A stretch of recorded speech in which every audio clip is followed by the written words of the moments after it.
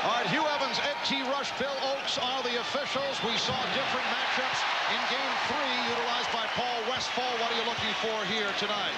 Paul Westphal is going to change up during the course of the game. Yes, KJ will play Michael Jordan at times as Horace Grant misses his first jumper, but he's going to change up. You'll see Richard Dumas play him. You'll see Dan Marley play him. And here's one of the adjustments. He wants Dan Marley bringing the ball up the floor a little bit more, take some of the pressure off KJ, and after 62 minutes, he may need some help tonight.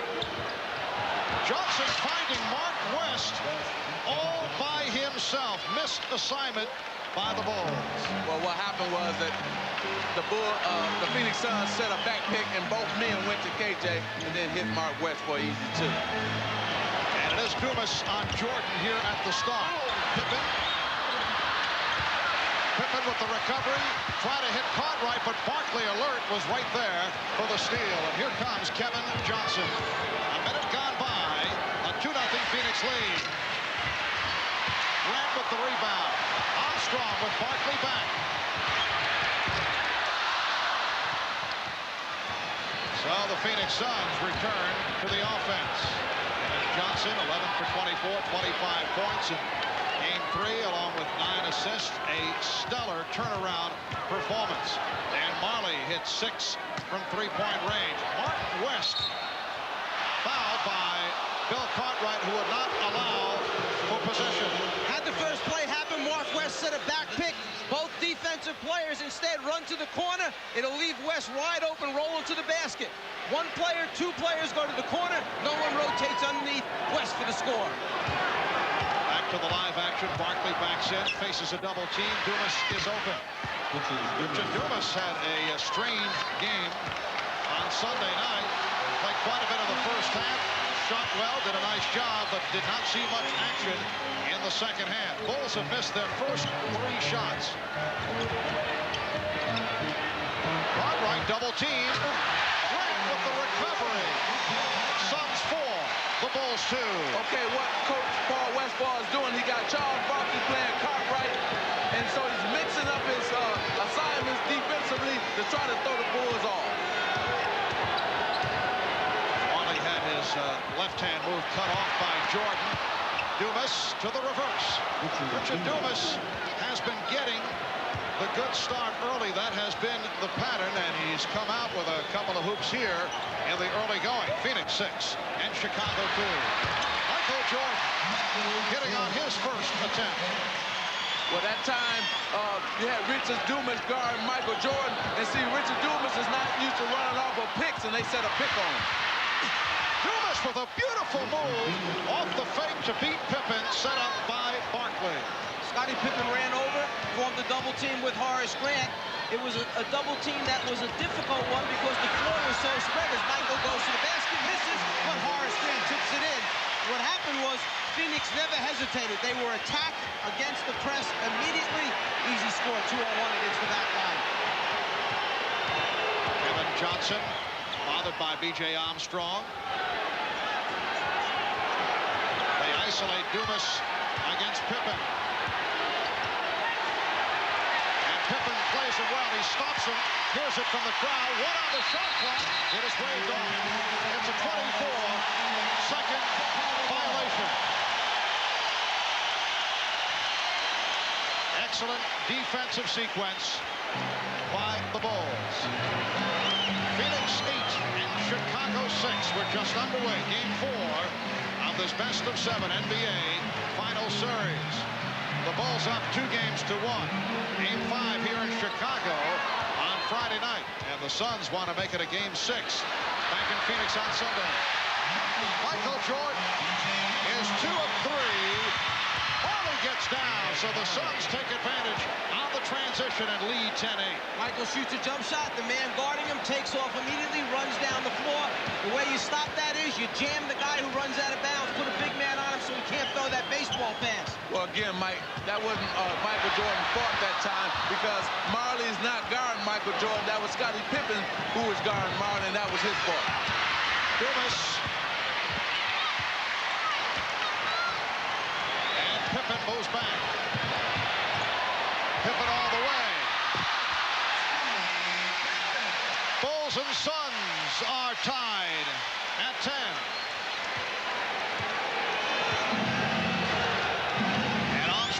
Sets up Johnson in the backcourt.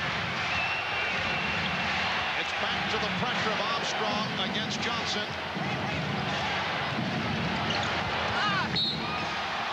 Knocked out of bounds.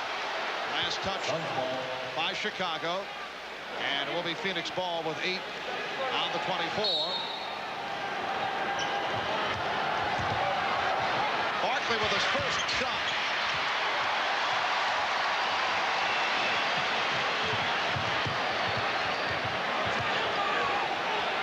Pippen works his way inside. Oh, what a move by Scottie Pippen. The Bulls lead by 2. See, the only problem when you got all these new mismatches, you have to, on Phoenix side, you have to remember they're not used to playing these Chicago Bull players. They're used to playing other Bull players, so now they're going to have to get used to that. A timeout is taken by the Bulls. 6-0 run for Chicago. Charles Barkley makes a great reverse pivot move on the baseline, goes up strong to the rim, but the defense by Chicago, Grant from behind, blocks it. Charles doesn't quite agree with the call. Barkley, Jordan, the battle continues Friday night.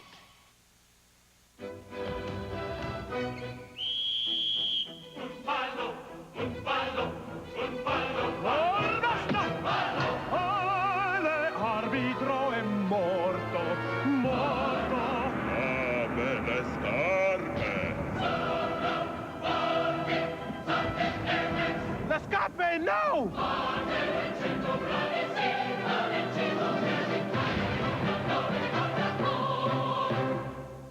Hold on to your butt. Where extinction ends. Fences are failing all over the park. Adventure begins. Look out! From director Steven Spielberg, Jurassic Park, rated PG-13. Now playing.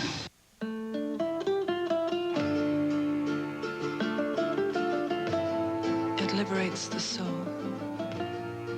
We dance out our lives. In its light, a blazing torrent of pure energy. Its rays pour down from the heart of the sky. The sun. The sun. Revel in it. With the protection of Ray-Ban sunglasses. In Jurassic Park, dinosaurs are on the loose. But at McDonald's, you'll find them on 6 Jurassic Park Electric Cups. Get one free when you buy a large drink or dino-sized extra value meal. But catch them quick, before they're extinct. Ford makes it easy to buy a new Escort by offering these 4 LX models, all equipped with these great features for one low price.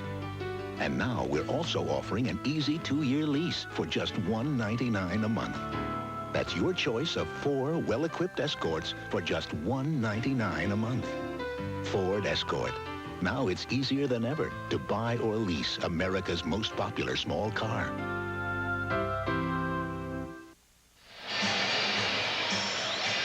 After the block shot by Horace Grant, Charles Barkley does not agree.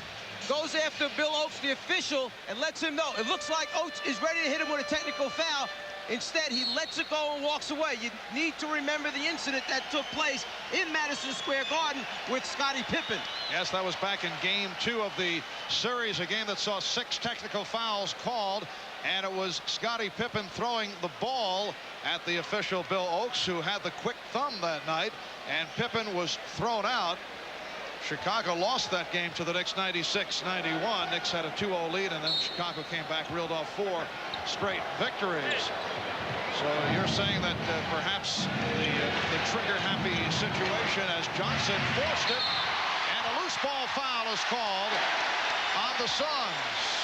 Is it your feeling that the league would prefer a bit more compassion when it comes to ejections in critical situations? I think Bill Oates used excellent judgment that time. I think he'll be the first to admit that he made a mistake in the game at Madison Square Garden. He missed the call. It was not a double dribble or 2 hands on the basketball. Then he compounded the mistake by throwing Scottie out of the game. This time, good decision. Walk away, let it go, let him continue to play. Jordan with the shot clock running down. Cartwright gets to him. plus, Marv, you have to remember, people come to see the stars. They don't want to see them thrown out of the game. Unless there is a solid reason for it. Cartwright not able to hit. Grant with a spectacular tip. Horace Grant off to a fast start. He has 6. The Bulls 14. The Suns 10. Horace Grant started slowly in Game 3. He was involved in early foul trouble. Then came on late before fouling out. West off a double team. Rebound Grant. Well, the Bulls have to like the intensity they're getting here as Armstrong finishes off the break to give Chicago a 6-point lead. Ahmad Rashad mentioned after that last time out, Phil Jackson was very happy with the intensity of the basketball team, but they had come out strong. Just talked about minor adjustments, but basically overall pleased with what was going on. Bad shot taken by Kevin Johnson, and the Suns fortunate that it was knocked out of bounds by the Bulls. Point of emphasis for Phoenix, keep Chicago off the offensive boards, and that's their main man, Horace Grant, who gives them those second shot opportunities. It is a 10-0 run for Chicago. Meanwhile, Phoenix has missed its last 5 shots. 5:11 remaining in this first quarter, and the Bulls lead 16-10. There's Oliver Miller, the rookie from Arkansas, checking in for the first time, replacing Mark West. Hawley not given any room from three-point land. Miller, Barkley, Charles getting the good possession, and the Bulls now lead by 4. For Barkley, his first field goal. Dumas on Armstrong. Kevin Johnson back defending against Jordan. You may have noticed that Michael could have taken a quick shot when he first came down. Steal this time by Richard Dumas in transition. Behind the back and hits on the drive. What a move by Richard Dumas. He now has 8. It was a fantastic steal as well, and a great offensive play. Another steal here by Phoenix. And it's Dumas with the numbers. Surprised Barkley with that pass, and it was deflected out by Chicago. Producing some easy scores of their own by playing good defense. Dumas shoots the passing lane, then gives a little behind-the-back action as BJ reaches for the steal and finishes.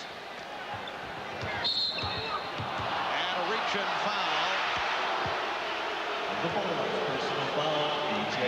B.J. Armstrong called for his first. Before the steal by Richard Dumas, I mentioned that Michael Jordan had a quick early shot, but instead you saw him pull it out, reverse the basketball. One of the things Chicago wanted to do tonight, use more time up on the 24-second clock.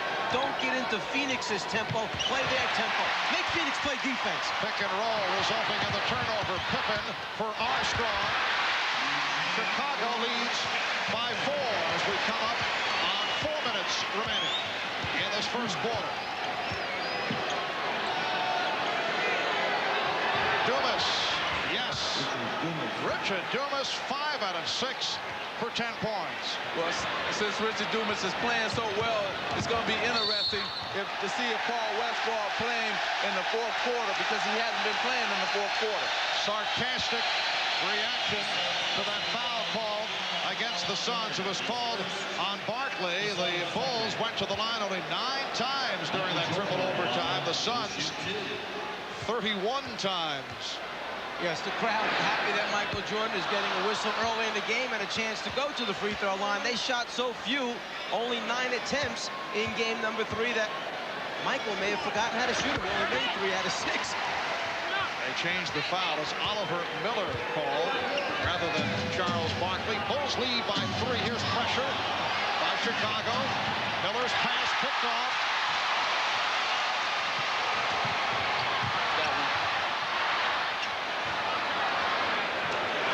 Cartwright played by Barkley. Jordan, yes. 7 points for Michael Jordan. And the Bulls lead 21-16.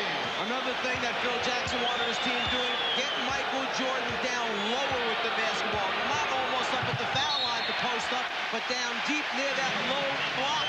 That's where he caught it that time. Easy jumper for him. Charles Barkley said after that triple overtime game the other night, Michael took, what, 43 shots? That's Wally for 3. So Michael took 43 shots. He's going to be icing his elbow, too. Pippen gets inside.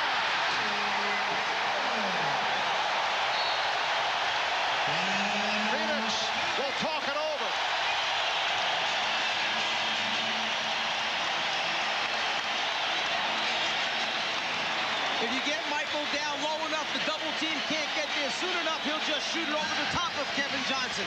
And then this is one opportunity that Scottie Pippen just couldn't pass up in transition. Miller trying to guard him. No way we pull this out. We score.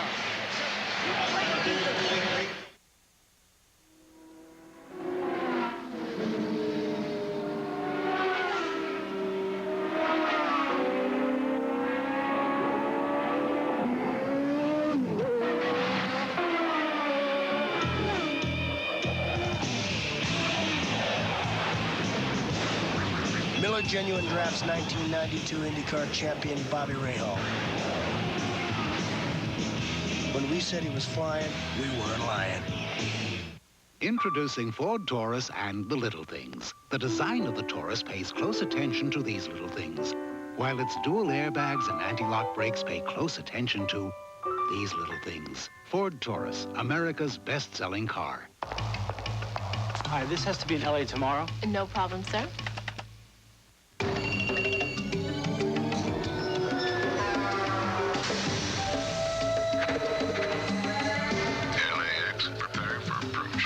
With express mail from the Postal Service, you're never left in the dark. Yes, your package is in LA and being delivered. Morning. From just $9.95, we track, we trace, we deliver for you. Recently, an object was sighted. It was big. Bigger than big. Huge, huge, large, astronomically big. Big would be an understatement. Very big. Huge. Some guy. Big. Huge. When it arrives, you better not be alone. Bigfoot. Pizza Hut! From Pizza Hut. 2 square feet of pizza. 21 slices on a tasty new crust. $10.99 for up to 3 toppings. It's bigger than pizza. Bigfoot from Pizza Hut. A legendary value. Introducing Ford Taurus Wagon and the Picnic. Its smart design makes it perfect for a picnic, while its dual airbags and anti-lock brakes make it perfect for when life's something less than a picnic. Ford Taurus, America's best-selling car. In the heat of passion, a deadly obsession can become a fatal attraction. Damn it! I didn't kill him! Double Deception, a world premiere, NBC Monday. Not too many teams have been asked to come back from a triple overtime loss. How difficult was it for Phil Jackson coming back from that 3 overtime defeat? We talked about that with Phil yesterday. It's usually like 24 hours. It takes a full day to get it out of the system. By last night, I felt pretty comfortable again that, you know, everything was okay. I got it out of my system through viewing it, obviously, and finding out the second time through what I had to see. And then I got it out of my system by talking to the coaches and talking to them about, you know, realistically, where are we here? And then finally, just by getting some exercise, and then that was all. You know, it's amazing. Magic and I feel the same way when we're done working with you, and a little bit of exercise makes us feel much better. What a cheap shot attempt off a serious issue. Just awful, Magic, that I have to live with this the entire season. Well, I'm not going to get into that one, but I am going to get into this one. Now you see Kevin Johnson is coming back down to relieve some of that pressure because Phoenix had turned the ball over last time, and I think Paul Westphal wanted to get Kevin back down there. Kevin Johnson able to penetrate. The Bulls now lead 23-18 with 2 minutes and 40 seconds remaining first quarter. Bulls have hit their last 5 shots. They are 11 of 18. Here is Jordan, that time guarded by Chambers. Chambers not able to hit, but he's fouled. Chambers did well in eluding the block of the 2 guys chasing him, 2 of the best defenders in basketball, and Michael Jordan, Scottie Pippen. Earlier, when Marley ran out, Michael Jordan was in the corner. This time he was at the top of the circle, so he was the deepest man. Chambers took off immediately on the jump shot. He goes to finish it off with a dunk, but the foul makes the ball pop back out again. Foul committed by Pippen. Remember, to count as 2 points, the ball must pass through the net to count as 2. There are shots that have gone in and popped back out of the net again, which means you don't get 2 points, man. Tom Chambers, 27 minutes. The other night, did a nice job, 5 for 9, 12 points.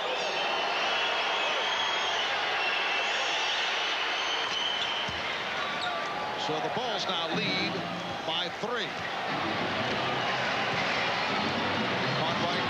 Pippen up front. Jordan and Armstrong at the guard. Battle between Chambers and Cartwright on the foul session on Chambers. This is a real key matchup. Chicago, knowing that Tom Chambers is on Bill Cartwright, where they go right into him, and Chambers just called for the push in the back.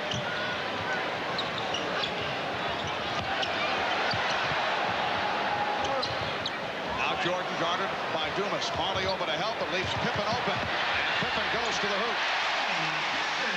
No interior defense that time. No one stepped up to meet Scottie Pippen. Everybody in the stadium knew he was going to fake and put it on the floor. There was nobody in front of him. Well, I think that's the problem when Phoenix just keeps switching these matchups with Jordan. You know, you got one guy guarding him one time down, the other guy the next time. Horace Grant is called for a foul there on Charles Barkley.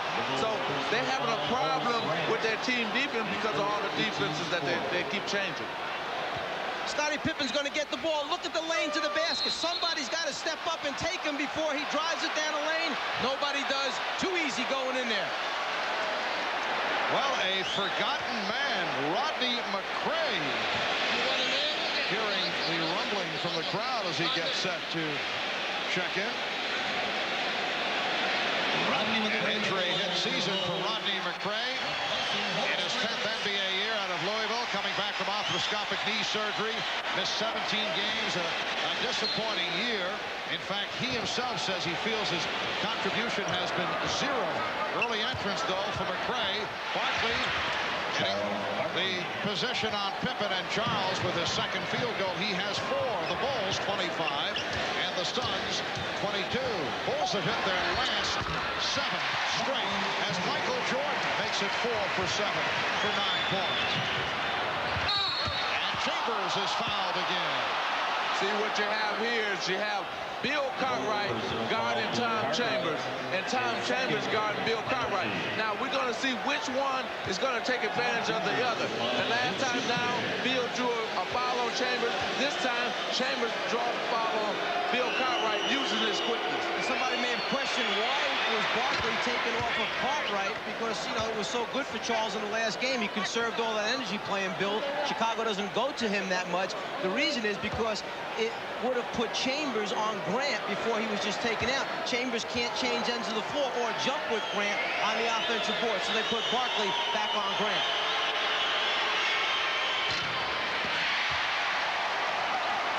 Chambers now 3 out of 4 from the line. Bulls 27, Suns 23. 1:10 left in the first quarter. Here's Cartwright.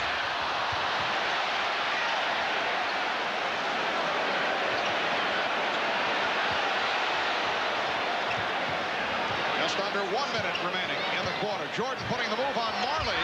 Changed his mind. Last touch by McCray.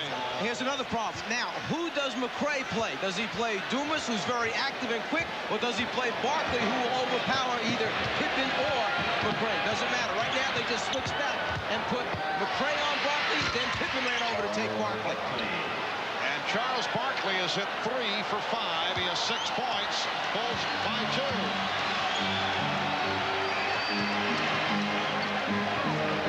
Bulls have led by as many as 7. Michael Jordan on target. He's 5 out of 8. 11 points. Chicago 29. Phoenix 25. Here's pressure by the Bulls.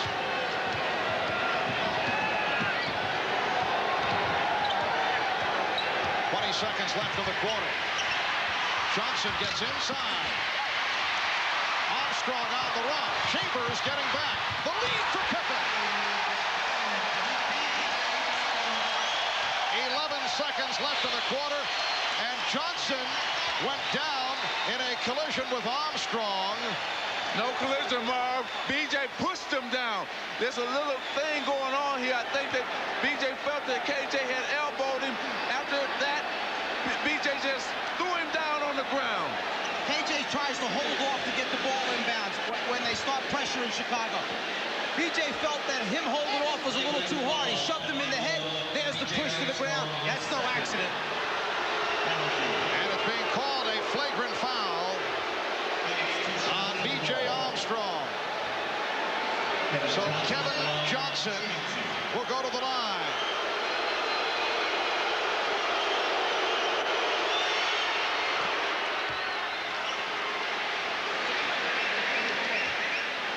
Kevin Johnson, 82% free throw shooter.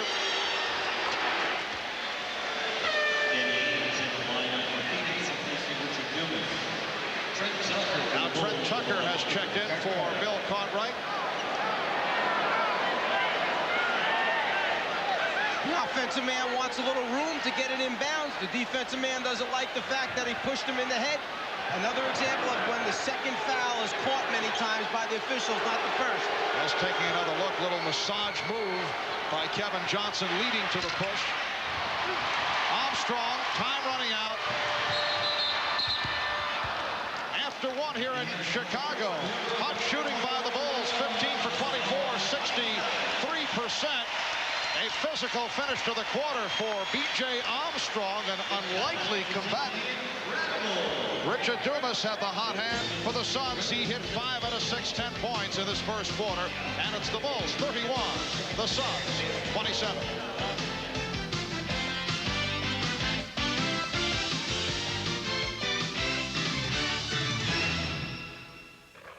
Remember these Ford truck commercials? They demonstrated how much toughness we always built into the Ford full-size pickup. Today, you get that same toughness in a more stylish, more comfortable, more powerful Ford full-size pickup. And of all the pickups sold over the last 15 years, there are more Ford full-size pickups still on the road than any other make. The best never rests. Trying to save pennies per call with another 800 service, a boat equipment company can lose 30 calls a year. At $1,100 a call, they could lose sales. One of the 800 reasons to choose AT&T 800 service, the best in the business. Excuse me, I'm sorry. Excuse me, pardon me. Last Action Hero, I've been dying to see this. I love this place. Catch the action at the movies, then catch the action at Burger King. Because when you buy a flame broiled Whopper with large fries and a medium drink, you get this Last Action Hero animated action cup free. Turn that right there. Look at the action in this cup. This movie's gonna be slamming. And so are these cups. So collect all 4. Your way, right away. We love this place! Dear Midas customers, our exclusive inspection thoroughly explains your repair options, so you can be involved in what the job will cost. That's the Midas way, the way it should be.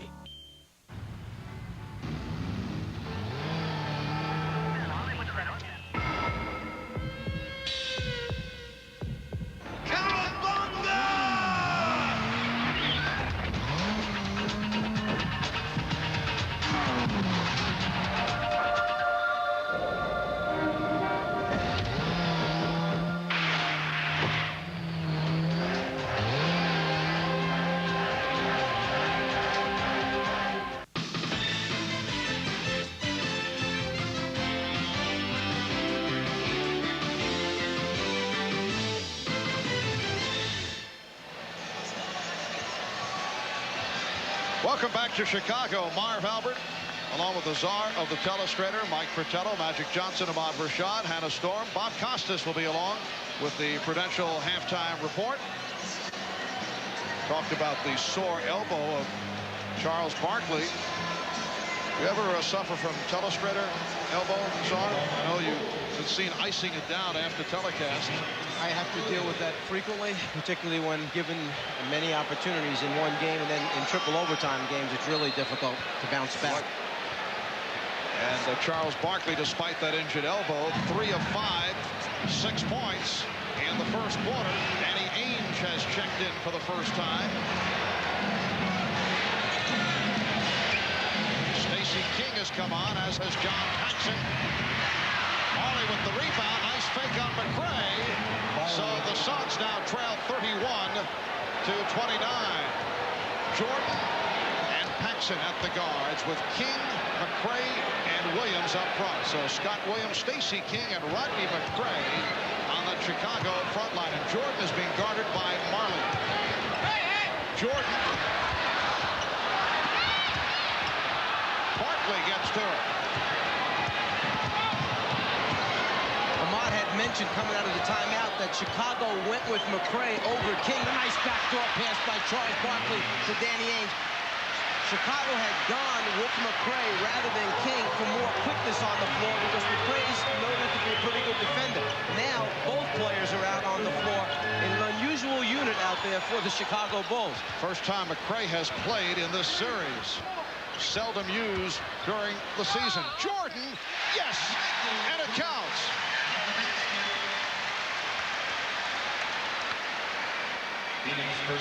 Well, Michael Jordan feels he can beat Dan Marley off the dribble anytime he wants to, and he does it right there, scoop it for two.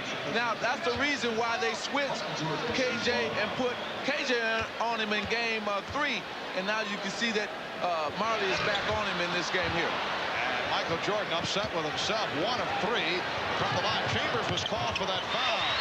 Miller was expecting contact, kicked out by Williams on the Bulls. Phoenix wastes no time trying to come back at you. If they can get it down, post someone up quickly, they go right to it. Well, they changed their game now. They're going back to the regular season philosophy, trying to beat you down the court and score at will on you.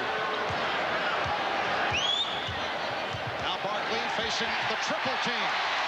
Charles was so concerned about McCray coming down from the top that he lost sight of Stacey King from behind him. Jordan with 15. The Bulls lead 35-31. Patrick, you mentioned the Suns' regular season philosophy. They average 113 per game, leading the NBA, second in shooting it at 49%. Here's Chambers. Yes, a 2-point Chicago lead. Well, they felt that in game 3 that they went back to that philosophy. Got a lot of open shots in the game in game 3 because they were pushing the ball up early, and they're trying to do that again. Barkley with the steal. Well, Charles had that diagnosed, and he's tied the game at 35. Had some words of advice for Jordan as he finished it off. Oh, yeah, he's just letting them know that he's here to try to win a championship. This is this is a very interesting game.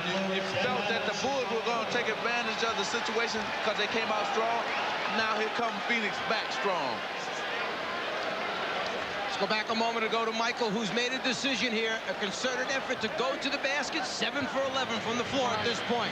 And then Charles showing Michael that he wants to play in this game as well.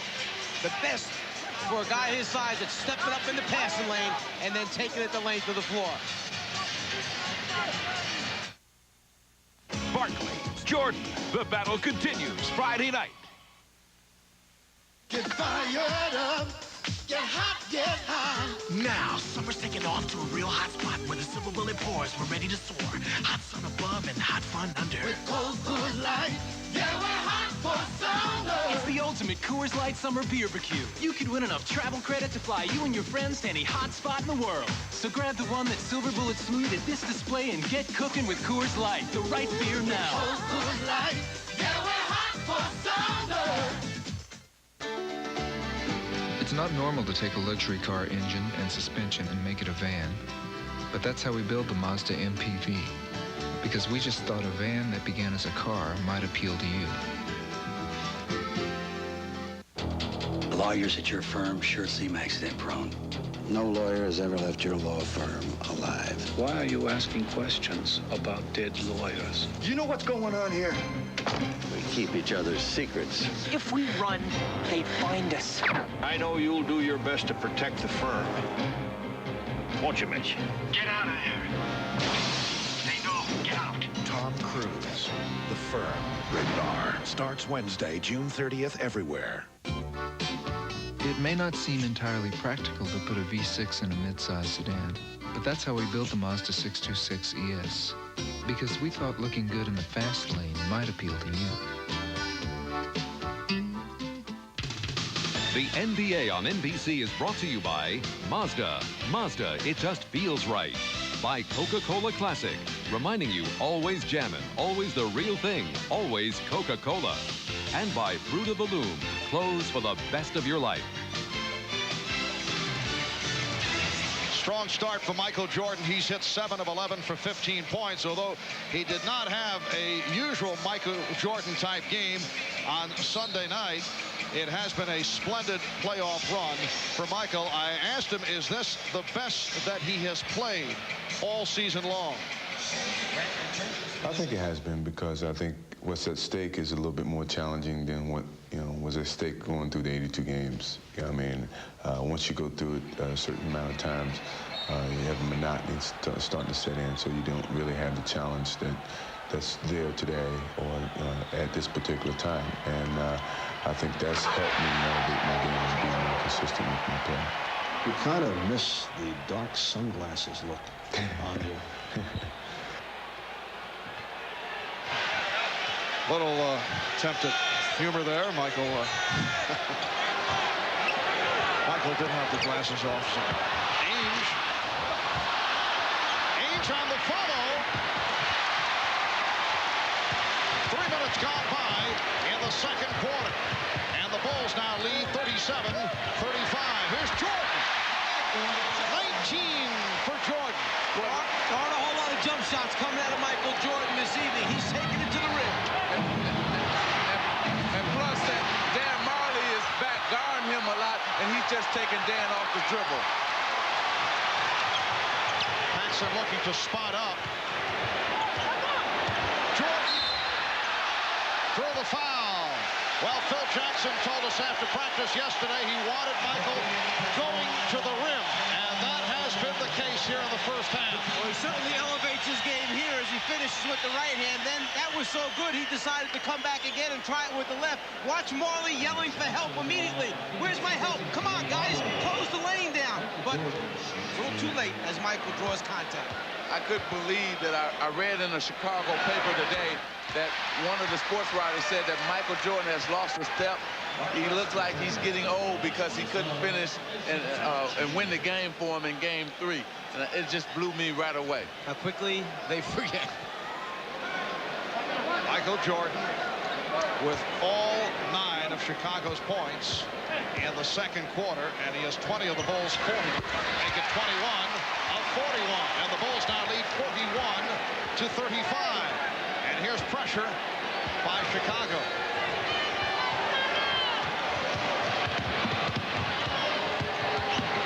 Now they double up on Johnson. Miller had to save it. The trapping of the Bulls paying dividends here.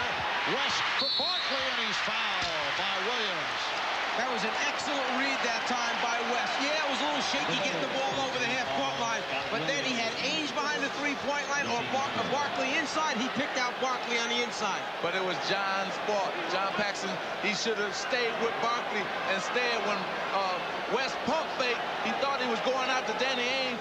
John ran that way, and he dumped it right into Barkley. One of the things coaches emphasize, don't leave until the ball is in the air, then make your rotation out, because great players will ball fake you, get you to run, and then they'll thread the needle in the heart of the defense. Barkley on the line for the first time, a 76% free throw shooter. Danny Ainge departing, replaced by Richard Dumas, who had the hot hand early at 5 of 6. Both clubs have shot well. Chicago 65% from the floor. West cuts it to a 3-point Chicago lead, and the Suns are shooting 50%. Paul Westphal, I think, feels pretty good. He hasn't had to play KJ on Michael a whole lot here so far, and they're still close enough. If he needs him a lot in the second half, he should be fresh. Michael Jordan, 10 for 14, 23 points. It counts in the foul. Dumas blocked by King, and Dumas will go to the line. Michael Jordan with the smaller KJ goes down the baseline, then just intends to elevate over the top and get a good look. But one thing that Phoenix has been doing, the long baseball pass, something that must be there in the scouting report. They can take advantage in transition after scores. This Phoenix team is back to playing their running style basketball. They're running after made baskets. They're running after missed baskets. They're just getting out, beating the Chicago Bulls down the court every single time. Dumas to the line for the first time, 71% free throw shooter. 3-point play for the rookie Richard Dumas. The Bulls 43, the Suns 41. Michael Jordan scoring all 12 Chicago points here in the second quarter on 5 of 6 from the field. Illegal defense called for the first time. And now the matchup is Kevin Johnson guarding Michael Jordan. As the rotating on the defense continues against Jordan. Miller sitting down. Chambers is back. Now Johnson guarding Paxson. And it's Dumas against Jordan. Foul call. Dumas using the two hands to try and keep Jordan away. I think that the change took place because Paul Westphal felt Michael's been getting down the baseline a lot. Let me put a bigger guy, a more athletic guy, to perhaps challenge his shot. Problem is, when the offensive guy is backing down, you cannot put two hands in his back. Dumas goes 6'7", about 205. Here's Jordan. Dumas gambled, went for the steal, and it led to the foul. That's one of the reasons why Richard Dumas is not on the floor at the end of games right now recently, because he gambles a lot defensively. He breaks the team defense down, goes for the steal, misses. It leads to an easy 2 free throw attempts for Michael. Kevin Johnson called for the foul, reaching in. Jordan 4 of 6. He has 24 points.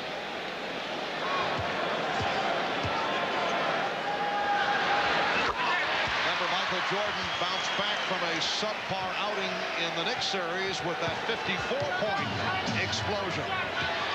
They trapped Johnson. Help from Dumas.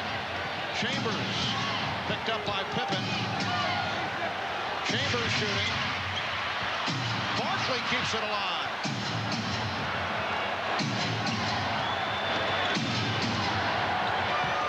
Barkley. Look out. It is Phoenix ball.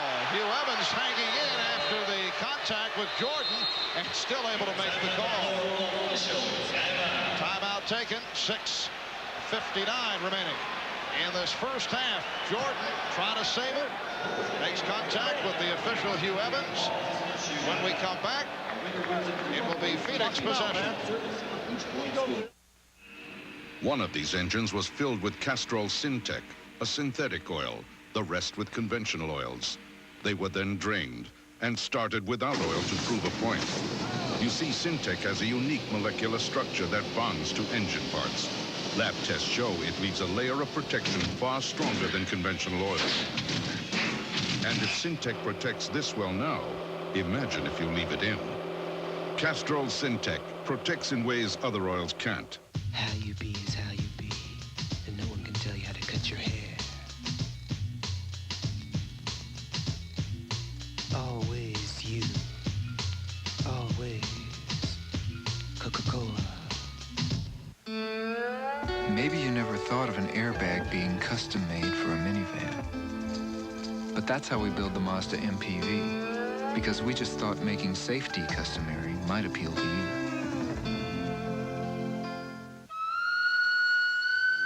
Maybe you never thought of a backup system for an airbag, but that's how we build the Mazda 626, because we thought a little extra safety might feel good to you. Yeah, sweetie, looking good in this sweater. And what you say we used to know each other better? I got a man. What your man got to do with me? I got a man. I'm not trying to hear that I got a man. I sort of love you and I ain't no joke. My man tells me all that and he brings me a Coke. You got a man. There's nothing like it. I've been elected 3 times to the United States Senate. It's not like winning the championship. The New York Knickerbockers have won the 1969-70 World Championship. You're the best in the world, clearly acknowledged. Your face aches for about 48 hours because all you can do is smile. There are still those moments that are etched in my mind that occurred on a strip of hardwood 25 years ago that remain unparalleled. I love this game. Friday, you're seeing double-double. Double-double the laughs, double-double the fun. 2 shows, 1 big hour. Yes. Double-double Fresh Prince before the Suns meet the Bulls, NBC Friday. In game 3 with Kevin Johnson playing Michael Jordan, he couldn't get by him on the first step, so he would resort to backing down, trying to shoot over the top of Kevin Johnson. The difference, when Dan Marley's guarding him, Jordan tries to face the basket because he knows he can beat Marley. The difference in foot speed in tonight's game, he goes right around Dan Marley. Well, the Bulls and Suns have each scored 14 points in this second quarter. Michael Jordan has scored all 14 for Chicago. Offensive foul. Willows with the call on Mark West. It was a good call. Mark West was not squared up, did not set a good screen, turned into the defensive player who was trying to go underneath the back pick, actually caught him with his arm. Now every time, let's see if Chicago can make some room in between them and Phoenix. Every time they've gotten a lead, Phoenix had come right back and tied the game. Jordan guarded by Johnson with a rare miss, but Grant able to keep it alive. Another possession for the Bulls. 6.5 remaining in this first half. The Bulls lead by 4. They isolate Jordan against Johnson. Pippen for 3.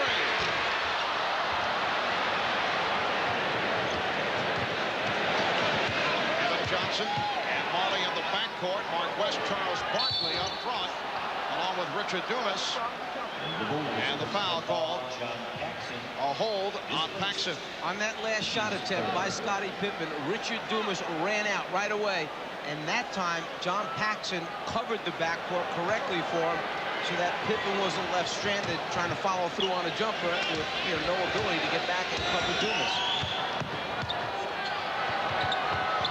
West working hard for the shot. Mark West is 3 for 3, 6 points. The Bulls now lead 45-43. He couldn't beat KJ off the dribble on that first step. KJ did a good job keeping the ball in front of him. Jordan with some room. 11 of 16, 27 points. The NBA Finals record most points in a half, 35 by Michael Jordan. Game 1. Last year's series against Portland. Phoenix getting back. Paxson for 3. Yes.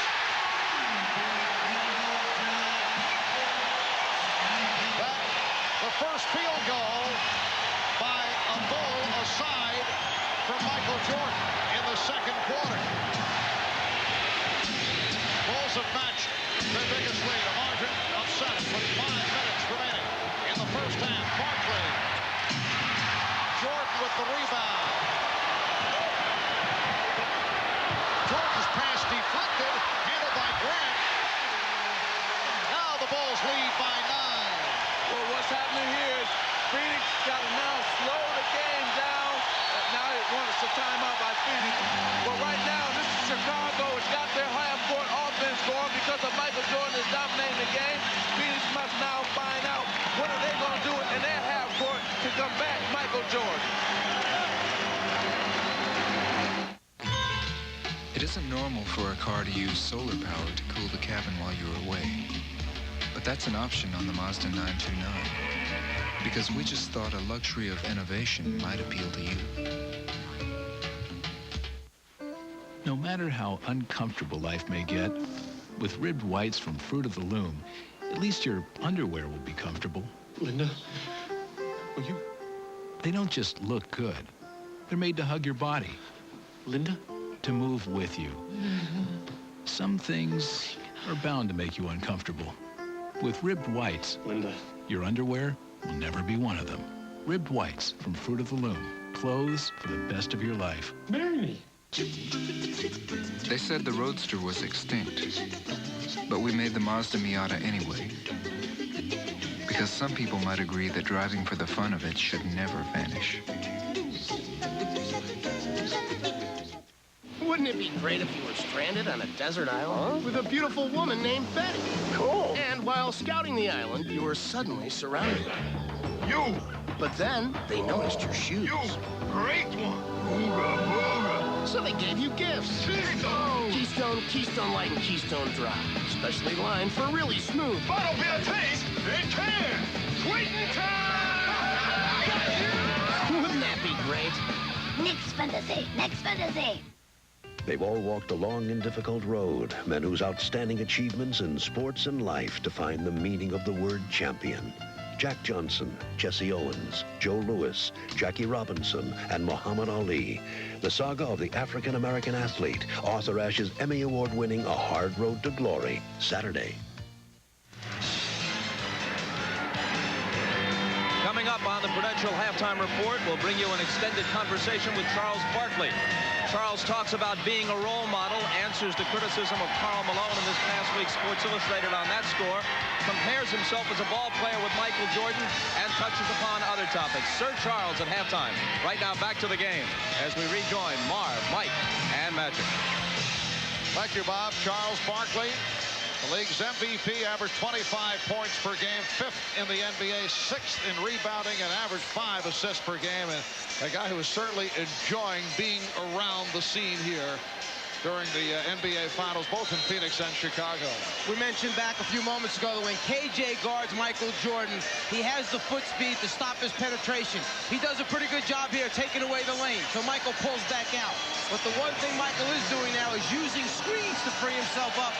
Now he has the jumper over the top of KJ. KJ just not big enough to get out there and challenge him. I just wanted to test my voice a little bit in a different octave, that's all. Magic, he is soprano by golly. Yes, a lot of soprano in that scream. Both teams coming out of those timeouts with different ideas in mind. Hannah mentioned that Phoenix pointing out they must box out, keep Chicago off the offensive boards. Ahmad mentioned that Phil Jackson concerned with the fact that Michael's doing all the scoring. You got to get the other Chicago Bulls players involved in the offense was his point.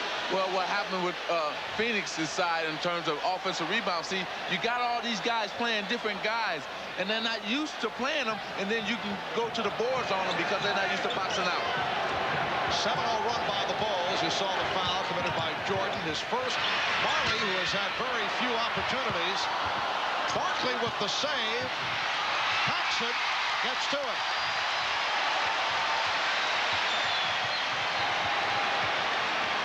.410 remaining in the first half. Chicago seeking to go up 3-1. Phoenix trying to tie the series at 2. Jordan rebounded by Barkley. Okay, Phoenix needs to slow it down and get a basket finally. They need to run some and get a basket. See, they're rushing their offense and turning the ball over. Horace Grant with that steal. Here's Pippen. Paxson for 3.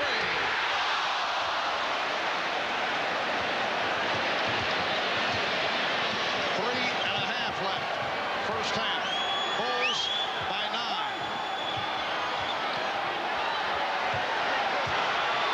Barkley backing Grant. A strong power move by Charles Barkley. And Charles is very smart. Chicago didn't come the first time that he had it posted up. They're waiting for him to get to a certain spot. He's trying to draw double teams to kick out. They're not coming to double team until he gets very low, close to the basket. He's got to post up a little bit lower, then they'll come quickly on him. Shot clock at 3. Caught right. West with the rebound.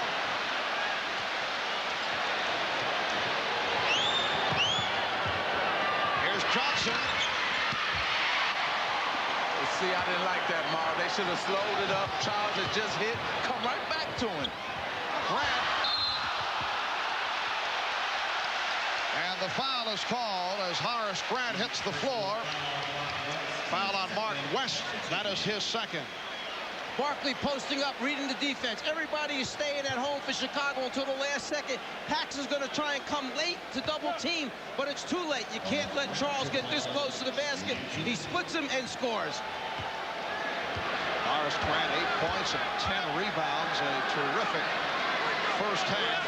Horace Grant named to the NBA's all-defensive second team, but he's the first to admit. Now, Michael Jordan will get a rest. 27 points for Michael. 11 of 17 from the field. Scott Williams is back. Horace Grant, the first to admit when people say he's the best defensive power forward of the game, he said maybe 1.5. He says Charles Oakley of the New York Knicks is #1 in terms of power forward, but Horace Grant, an excellent defender, and has had a very strong playoff series. Well, one guy, Oakley, won't let you get the position you want on the low post. The other guy, Horace Grant, he blocks shots and grabs all the defensive boards. Nice pass. Barkley fouled. Kevin Johnson hitting Charles Barkley on the hop. And the foul is called on Scott Williams. And just to go back to that thought about defense, Oakley may be a better power forward defensively as far as strength and stuff, but there's other types of defense involved, like shot blocking ability, which this guy has and Oakley really doesn't have. So Barkley to the line. He's 1 of 2 from the line. Suns now 8 of 10 from the foul line. Bulls 7 of 9. Both clubs have shot well. Bulls at 59% from the field. Phoenix just under 50. I think this is more important for Phoenix in these last 2 minutes and 26 seconds than it is for Chicago. They cannot let Chicago get a big lead, like a 10-point lead, and get this crowd going. The other factor, Phoenix not able to go to the major weapon in the triple overtime victory. Not able to go to the three-point shot. They've attempted only one, did not hit it. Holding foul on Ames.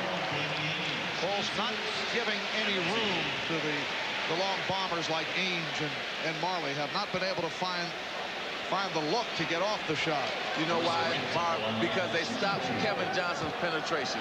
See, once you stop him from penetrating, excuse me, like they're doing right now in the first half, then those Michael Jordan and Scottie Pippen can play up on Dan Marley and Danny Ainge and take away the shots. Grant 3 of 3 from the line.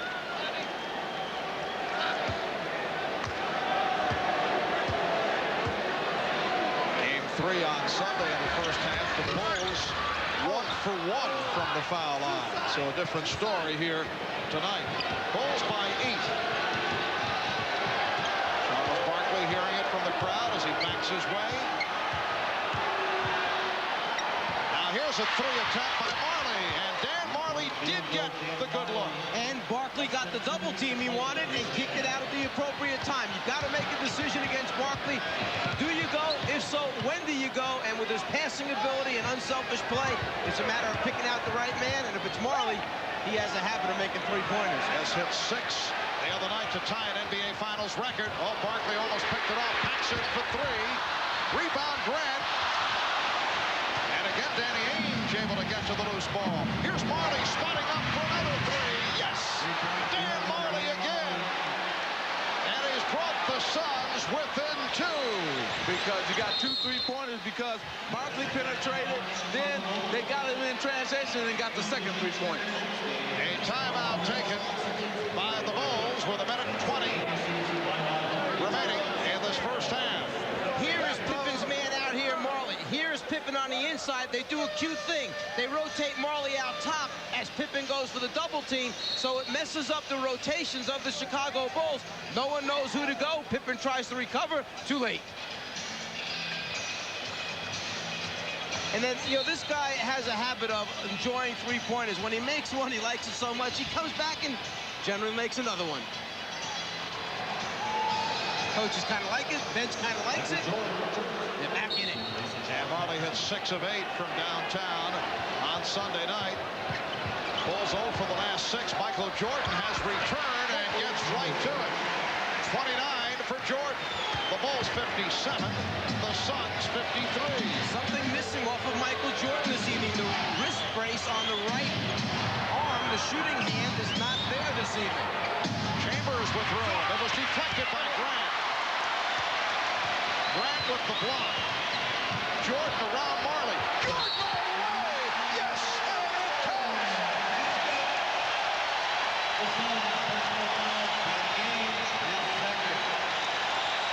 Well, Michael is dangerous when he gets the rebound and he can go coast to coast. He's going to dunk on 2 guys.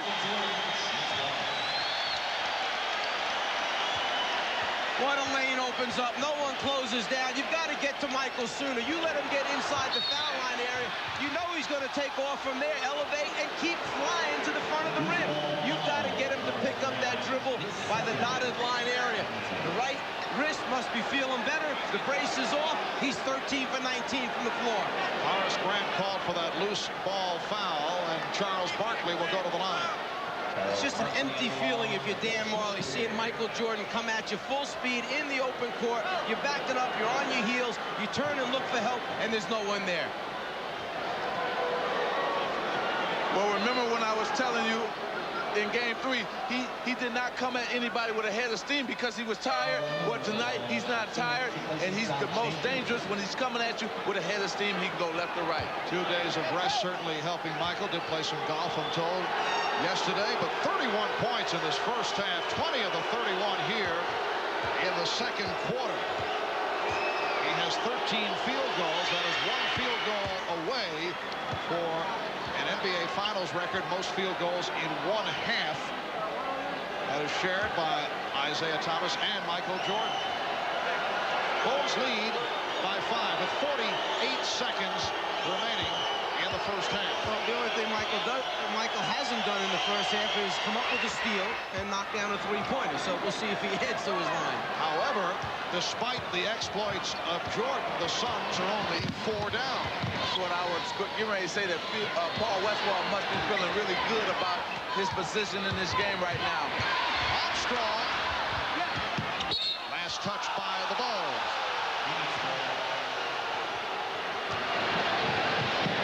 Trying to beat Chicago in transition. Barkley tried the 3. Not so sure with the time remaining. It was just at 29 seconds when Charles went up for the shot. Might have been better for him to run it down. As you said, Magic, they should be feeling good. Only 4 down. They could have run it down right to the end and given Chicago very little time to try and score back at him. That has not been one of Charles's fortes, shooting from downtown. Michael Jordan, 14 for 20. He has 33 points. Final seconds. Marley. Yes, and the foul. Potential 4-point play. The 3-pointer by Marley, and he's fouled by Jordan with 7/10 of a second remaining in the half. Well, I tell you, Dan Marley has become a shooter in the NBA now. In the first couple of years, he couldn't shoot with any distance. He wanted to drive. Look at here. He takes the foul and still knocks it down. That's a sign of a guy who not only can shoot, but he's also big and strong where he can take the foul and still knock it down. So you're saying in his early going in the NBA, you'd give him the outside shot. Yeah, before he wouldn't take it, he just wanted to drive. And that's what shows you what hard work will do for you. Barkley gets it off. Would have counted. So the Suns sparked by some thunder late second quarter. Dan Marley with 13 points. He's hit 3 from long range, 3 from 3-point territory. Michael Jordan, 14 for 20 for 33 points in the first half. 22 of the 33 in the second quarter, and he has tied an NBA Finals record, a record that he shares with Isaiah Thomas. Most field goals in a half in the NBA Finals. He is 14 for 20. The Bulls at the half, 61, and the Suns, 58. Bob Costas and the Prudential halftime report, which will include a talk with Charles Barkley, is next. Some people think the only way to keep a carpet looking new is to avoid walking on it. But this is new DuPont Master Life. It can stand up to even heavy foot traffic and stay beautiful for years. Thanks for the car, Dad. DuPont Master Life. The more you walk on it, the more you'll like it. You'll only find Master Life where you find this Master Store sign. New colors and styles are being introduced right now. So call 1-800-3-MASTER today for a Master Store near you. It wasn't normal to make a luxury car so different looking. But that's how we built the Mazda 929. Because we just thought having something exceptional might appeal to you.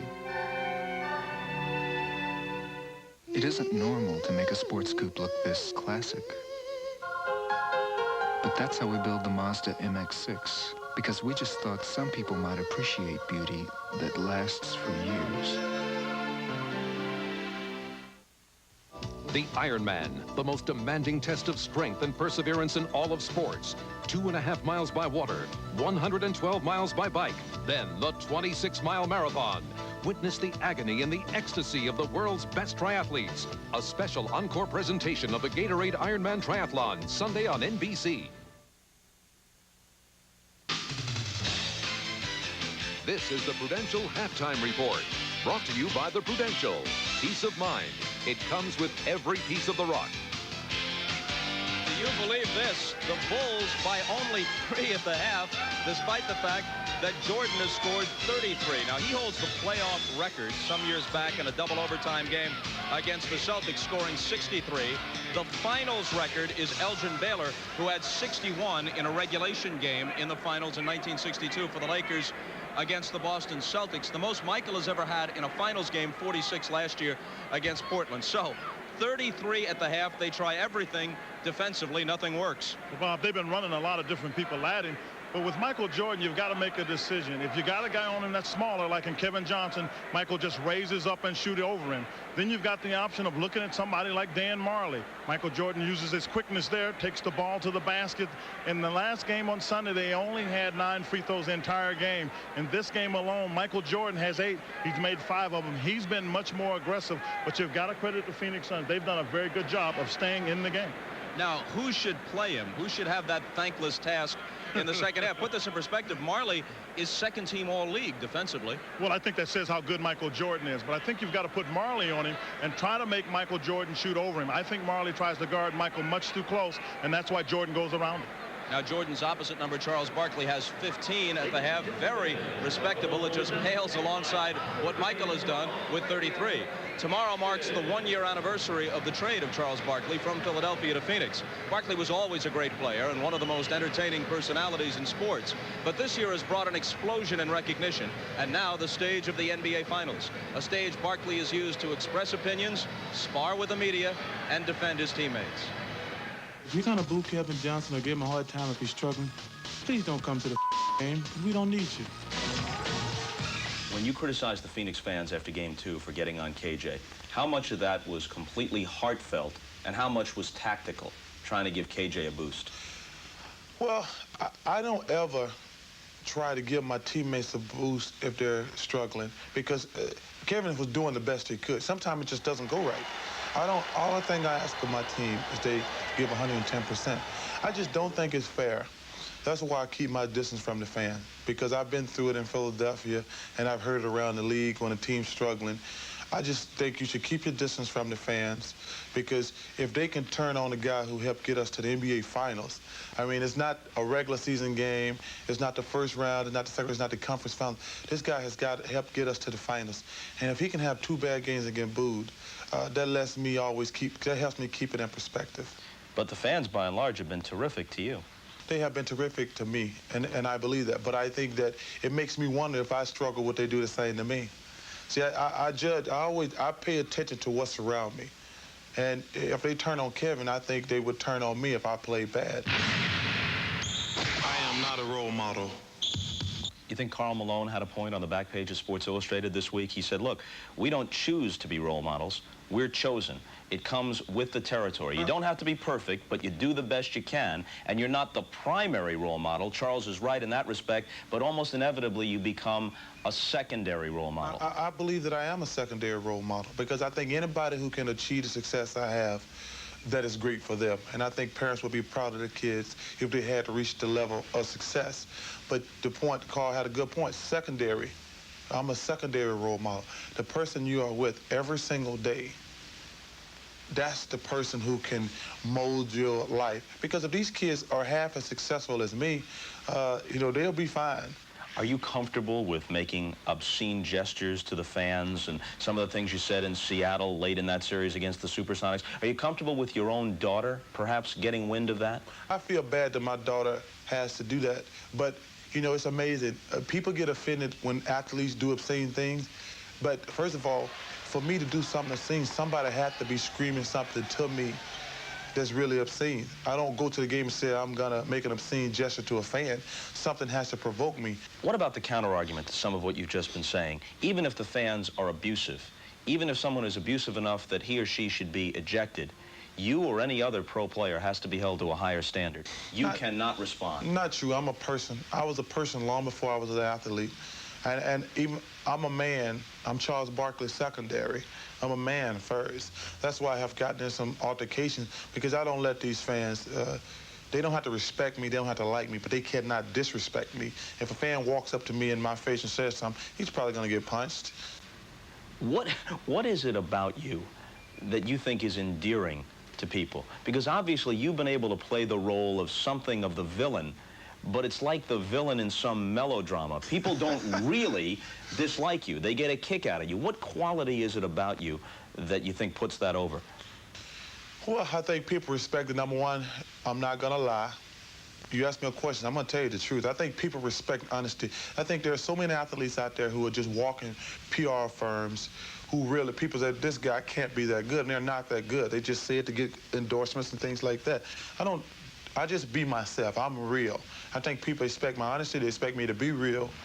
But I think they realize if they listen to what I'm saying and not just go by a 5-second sound bite, I think people understand me a lot better.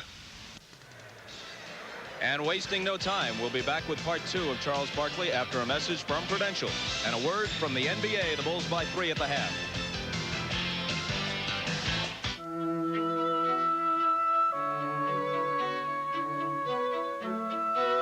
A pioneer in managed health care.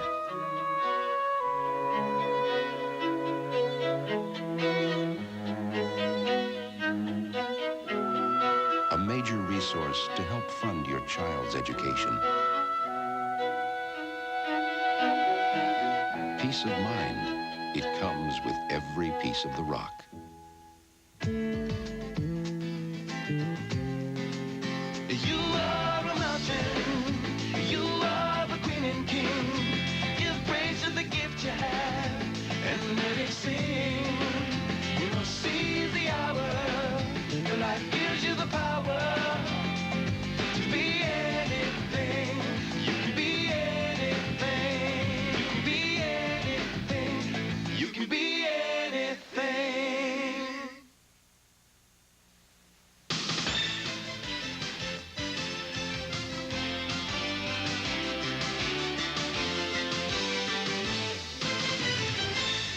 Chicago 61, Phoenix 58 at the half. Michael Jordan with 33. And now we continue our conversation taped yesterday with Charles Barkley. While Barkley has occasionally offered critiques of the press and the fans, nothing that's said or written about him has changed his style or outlook.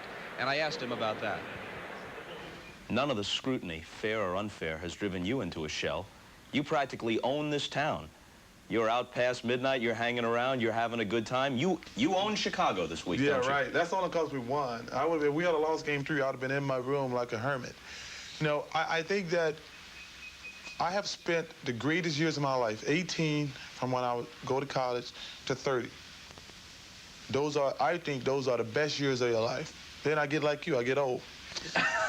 So 18 to 30 are the best years of my life. I am going to enjoy this entire process because I can't get it back. There's going to be a time, forget the Charles Barkley stuff. I want to hang out with my teammates. I want to hang out with my friends. I am going to enjoy my life while this is happening because I can't ever get my prime years back. I'll make this statement. You agree or disagree. Charles Barkley is a great, great player, but Michael Jordan is in a class by himself, clearly superior to anybody else in the league. Have another drink, Bob.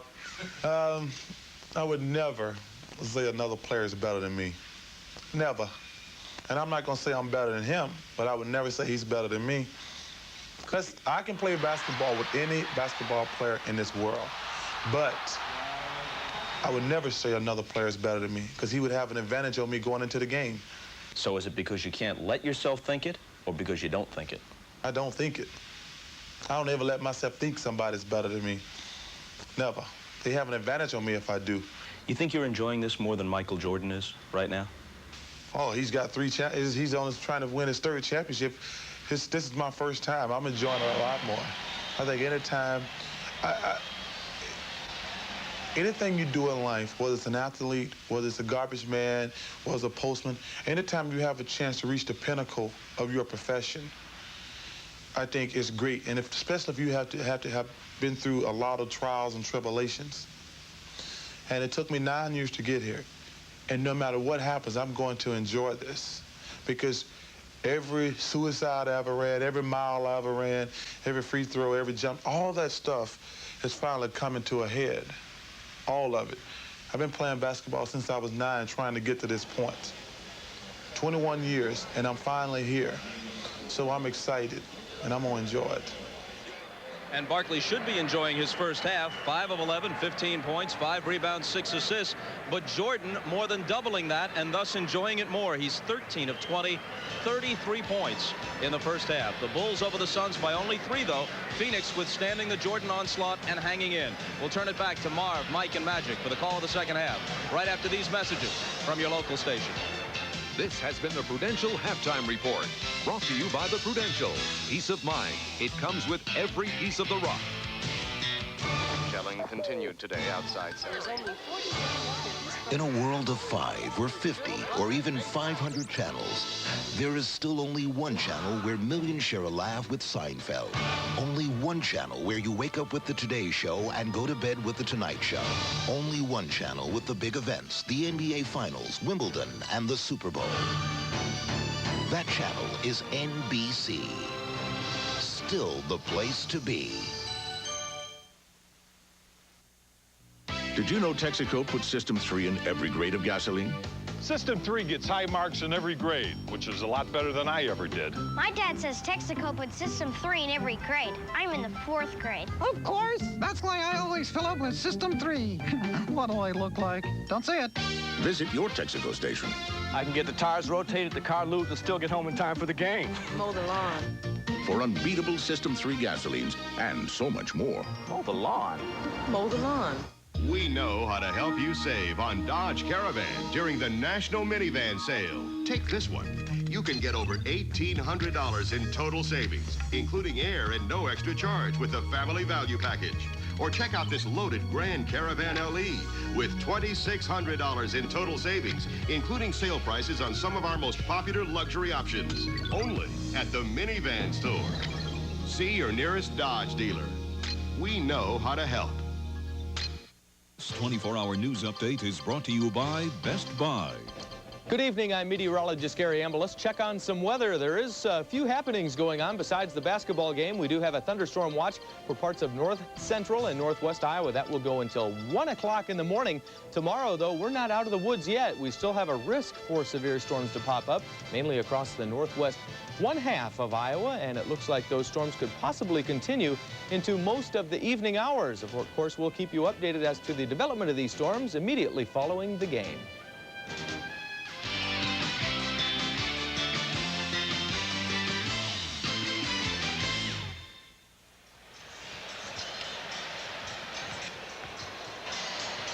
Hot shooting first half for both clubs. Chicago leading Phoenix 61-58. Marv Albert, Mike Fratello, and Magic Johnson. Michael Jordan, the story in the first half. A sensational shooting half for Michael Jordan. 14 of 20, 33 points. He mentioned to you prior to the game that he would come out shooting. He certainly did. But the downside, Magic, as we have seen from time to time, his teammates not involved. Could that hurt them in the long run? Well, I think Michael will come out in the second half and get his teammates more involved because he can't carry the whole team on his shoulders like he did in the first half. So look for him to be an assist man and look for Phoenix probably to double team him more. And Phoenix able to get back into it late in the second quarter with the three-point play, primarily utilized by Dan Marley. They were not able to find three-pointers earlier, but that did change late in the second quarter. I think first we need to go back to last game to see the job that Chicago was doing. A critical play as you get dribble penetration down the lane and the defensive man, Michael Jordan, tries to help. You will notice that he cannot recover quickly enough to the three-point shooter, who happens to be Dan Marley. Not even contested, wide open for the three-point shot. You leave Marley open like that, you've got a lot of problems. This evening, watch the extra special attention that they pay to the three-point shooters behind the line. When the ball goes in, we'll hold it right there for a second. Everyone is up close to the people that might back up behind the three-point line. They're waiting a little bit longer before they go back inside to try and double-team Charles Barkley, saying basically that Barkley may get a few, but we're not going to let them explode on their three-point shots. And for more on the Phoenix Suns, Hannah is with their coach, Paul Westphal. Thanks, Marv. Paul, Chicago Bulls did a good job at shutting down your three-point options for most of the half, and then your guys got loose for three-pointers at the end. How do you get some good looks at three-point shots in the second half? Well, just tell Dan to back up. As long as he's inside the half-court line, he has a pretty good chance. You got some pretty balanced scoring. Are you happy with the distribution there? Well, I'm glad that we're only down 3 after the way Michael's played. Looking at the stat sheet, though, I see he only got 1 assist. I really think that if he wants to be recognized as an all-around player, he should start passing the ball. Okay, Paul, thanks. By the way, asked Charles Barkley about his elbow. He said, well, I can't shoot, but I'm going to let it fly anyway. Mark? I will pass that suggestion on to Michael. I'm sure he'll start passing the ball around. A look at today's Miller Genuine Draft halftime statistics. Michael Jordan leading the way. Chicago 26 for 45. 58% shooting in the first half. Phoenix shot well, 22 of 46 for 48%. Jordan 14 of 20 for his 33. And from three-point range, Phoenix 3 out of 5, all 3 from downtown, from the hands of Dan Marley, who had 6 in game number 3. Marley 3 out of 4 from three-point land, 13 points in all. It's a 3-point advantage for the Bulls as we head to the second half.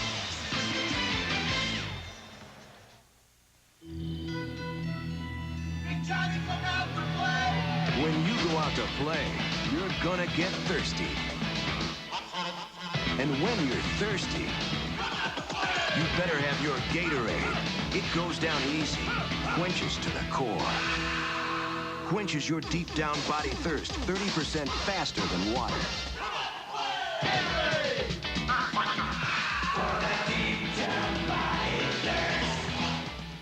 These days, people who want to save money on lunch are brown bagging it, because McDonald's original hamburger is still just 59 cents. Our delicious cheeseburger is 69 cents. And that is no baloney.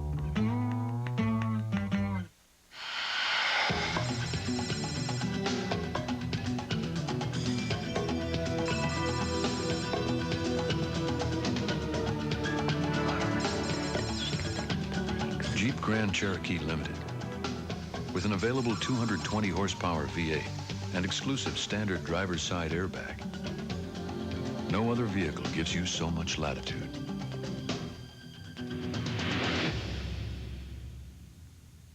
Turn to CNBC every night for Steals and Deals, the only cable show looking out for you. Janice Lieberman and a team of consumer experts hunt out the best deals and expose the latest rip-offs. Steals and Deals only on CNBC, cable's money and talk channel. Sunday, NBC brings you the award show of the year. Honoring the American dream and the people who have dared to dream it. Don Johnson, Melanie Griffith, Danny Glover, Oprah Winfrey, and more in a salute to Americans who have made a difference. That's a story to celebrate. Coming June 27th to NBC, the Horatio Alger Awards. Welcome back to Chicago Stadium. The usual sellout crowd on hand. Next season will be the finale for the Bulls and the Chicago Blackhawks here at the stadium. The new building still under construction just across the street will be open for business. Barkley from Marley, and the Suns move within 1. At one stretch, the Bulls led by as many as 9. Armstrong and Jordan open up in the backcourt. Cartwright, Pippen, and Grant are up front. Pippen has been very quiet. Cartwright with a show the ball move on West. Grant shooting.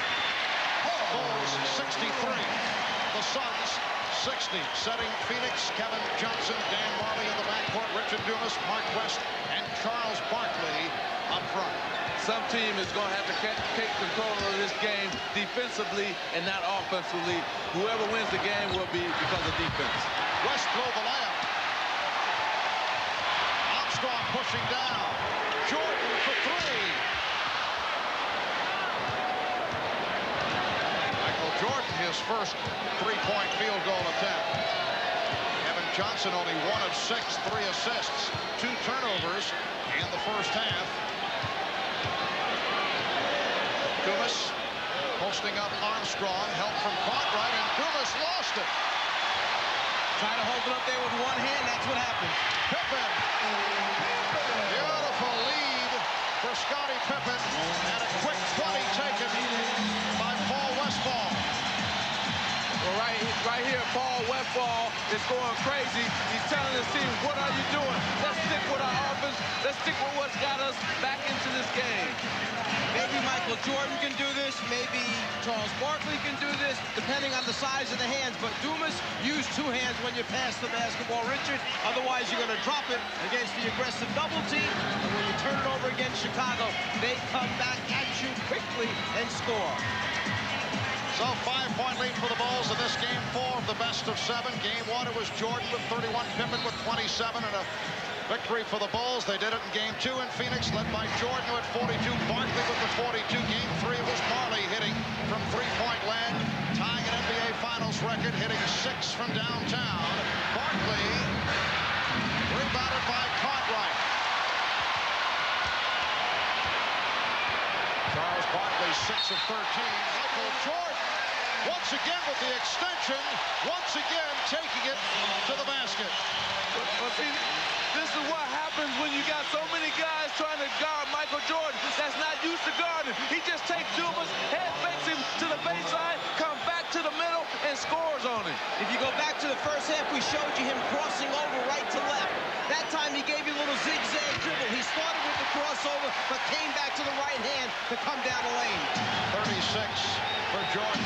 Just 33 points in the first half, 2 away from an NBA Finals record. He scored 35 for the record in game 1 against Portland last season. Barkley. 8-point Chicago lead, looking to add to it. Barkley broke it up. Upset, felt that he should have picked it off. It'll be Chicago ball with 17 on the 24. Up to this point in the game, Charles Barkley is 1 for 8 from the outside and 4 for 5 now from the inside. Cartwright played by Barkley.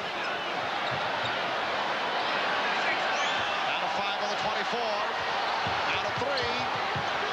Jordan. And Barkley with the rebound. Pops it down. Dumas ahead of the field. Able to elude Jordan. The Bulls 68 and the Suns 62. Richard Dumas has 15. I tell you, that was one great outlet pass by Charles Barkley, because you had Marley and Dumas running side by side with Michael back, and he was able to lay it out enough knowing that Dumas was going to outrun Marley to get to the ball. Cartwright fouled by West. That is number 4 on Mark West. It's 4 for team second. Barkley gets the ball, goes after the rebound, turns and sees 2 teammates down there. Michael can't decide which guy he's going to throw it to at first. He goes all the way to Dumas for the score. Tom Chambers will replace Mark West. Bill Cartwright looking for his first points. It has been an injury-hit season for Bill Cartwright. Back in February, placed on the injured list because of a sore back and sore knees.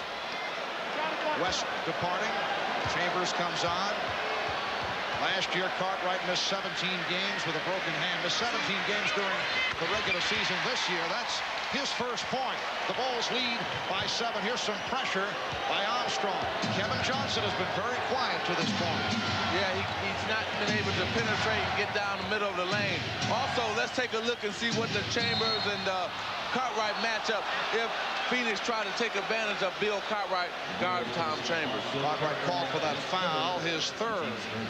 They tell the big men, step out and stop penetration. Well, Bill steps out, but a little bit too hard. Well, that's what you want, though. You may think it's a bad foul, but actually it's not, because next time Kevin's going to be thinking about Bill Cartwright jumping out there, and he might not come as hard off that pick and roll, Kevin Johnson. You're saying his bell is still ringing? Exactly. Chambers. And Grant able to get to it. Scott Williams has replaced Bill Cartwright. Jordan around Dumas. Yes! And it counts!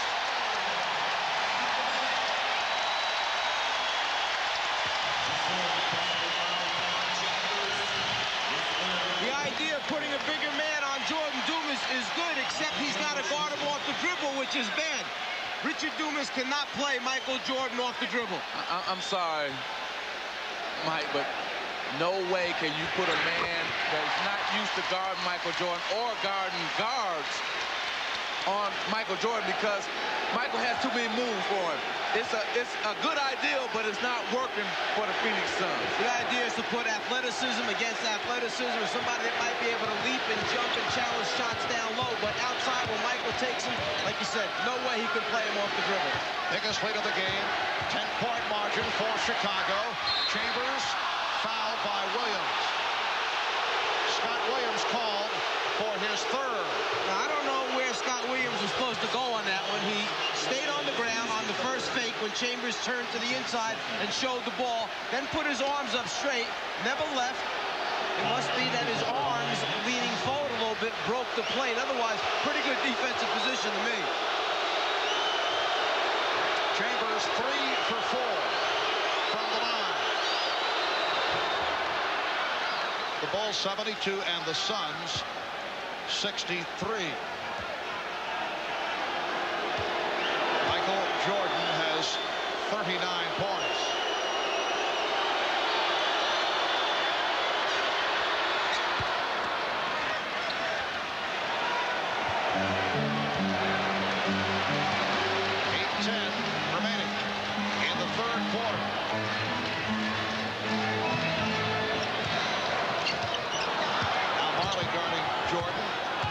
Also there, Pippen. Oh, he was left free. Scottie Pippen takes advantage of the double team. Pippen has 14.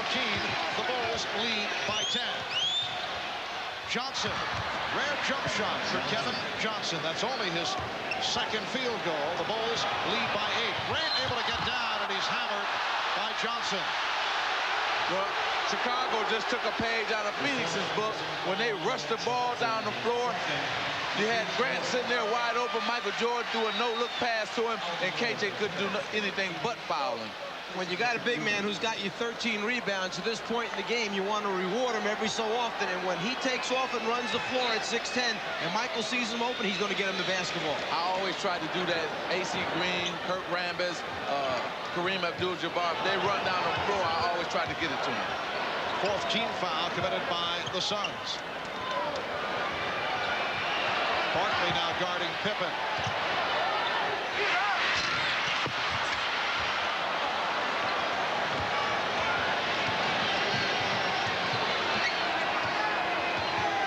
Miller sets the pick. Johnson slicing through. Nice setup. Chambers rejected by Grant. Armstrong. Last touch by Chambers. You see why they miss Horace Grant so much in Game 3, because not only can he rebound, but he can also block shots, as Mike pointed out earlier. Chicago getting the new 24. Scott Williams setting the pick. Grant is fouled. Foul by Miller. Puts Phoenix over the limit. Oliver Miller called for his third. When we come back following this timeout, Horace Grant will head to the foul line. Chicago leading by 8. Hey, Katie and Bryant, what a difference today makes here at the Camel Yard. Hey, dragon racing! We want to watch the dog show. Okay, we can watch both. Sunday! Miller Lite presents the Wiener Dog Winter Nationals! It's Muffy versus Dogzilla. And here they come, Bob. Brought to you by Miller Lite. If you can combine great taste with less filling, you can combine anything. And Muffy takes it. That's one fast Wiener Dog! Great taste, less filling. Can your beer do this? This is good beer. Jeep Grand Cherokee. Here's the inside. Here's the outside. The bottom. The top. Here it is by itself. Here it is with its competition.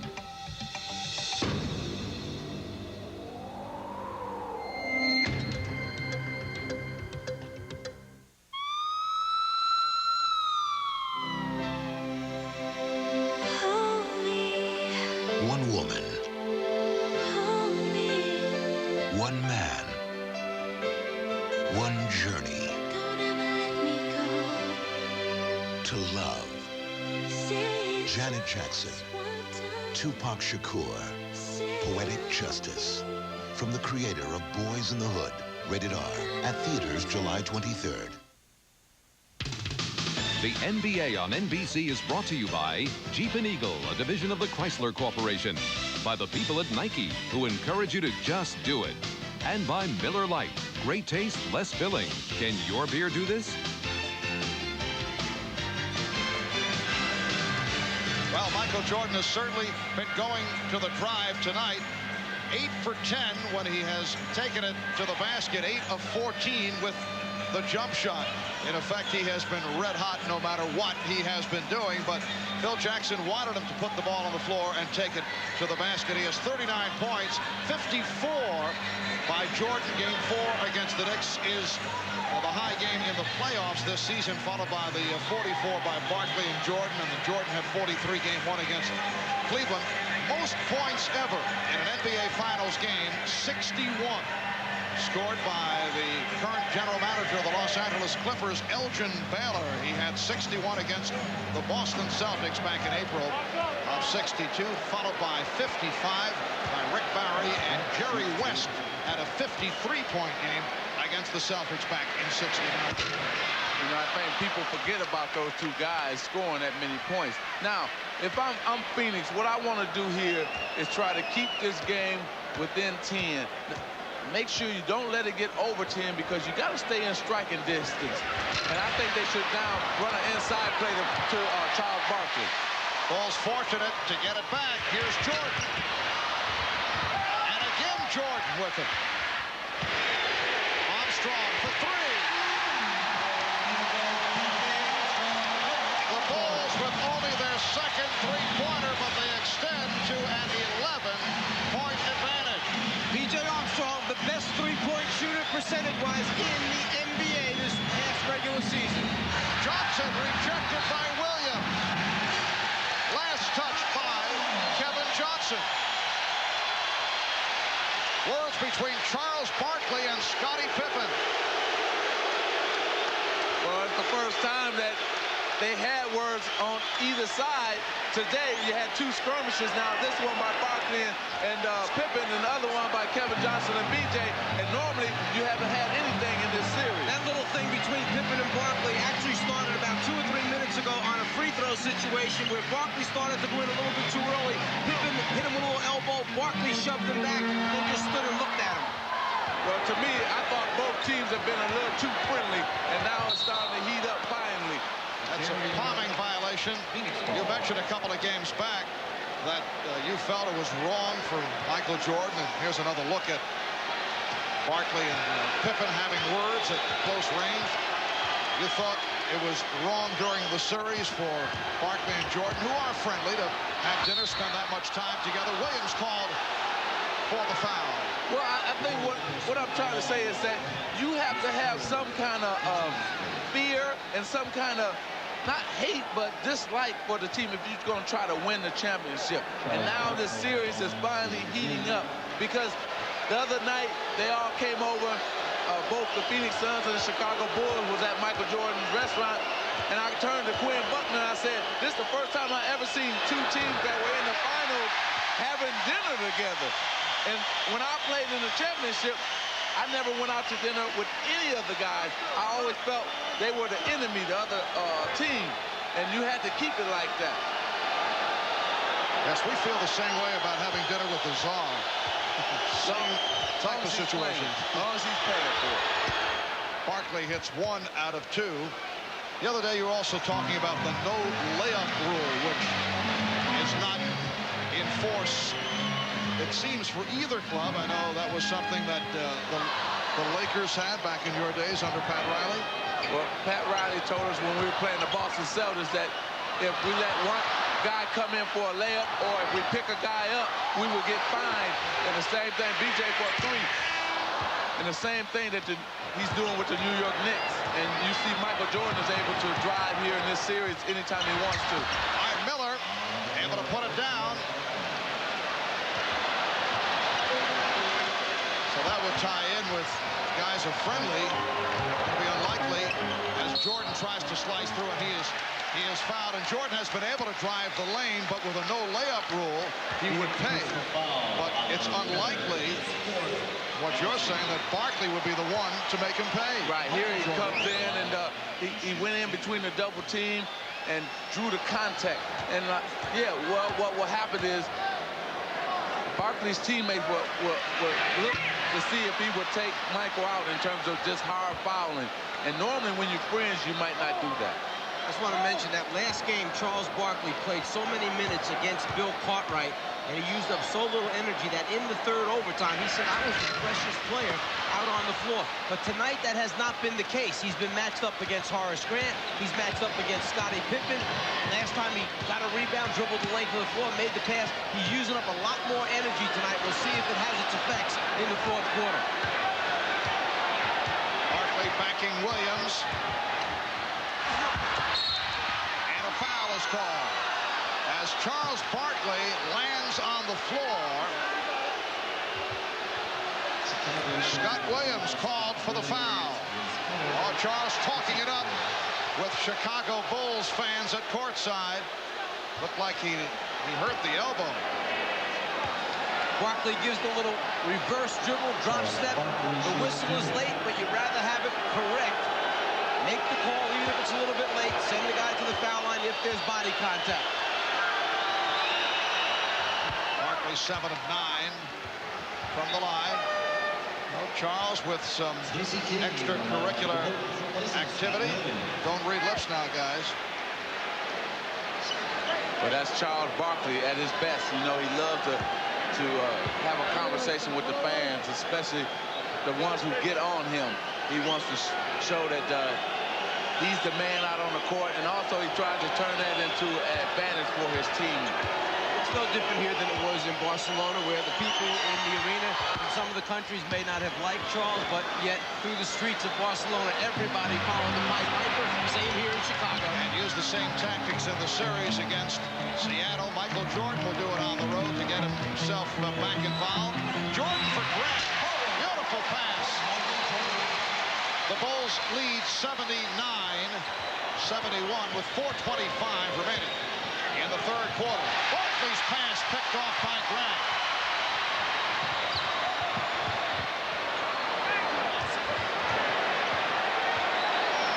Pippen puts the move on Miller, sets up Grant. And Chicago will maintain possession. Danny Ainge returns.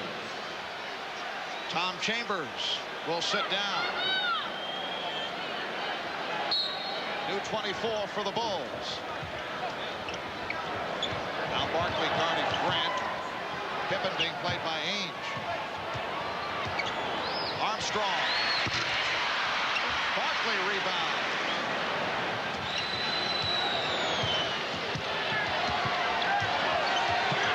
Evan Johnson with the crossover. And Jordan gets to it.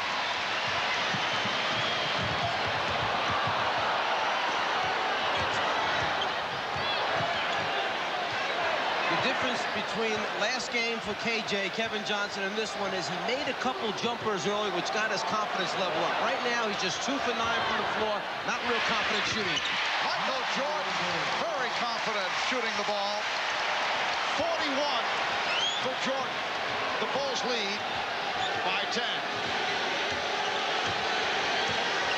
Coming up on 3 minutes left, third quarter.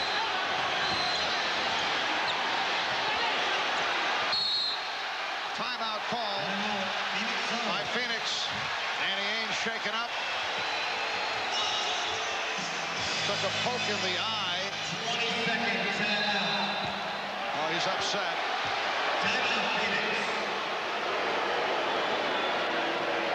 Trying to look inside at his cutters as Pippen comes down right there with the hand. That's where Ainge turns away, having been poked in the eye. 3:01 remaining in the third. Bulls by 10.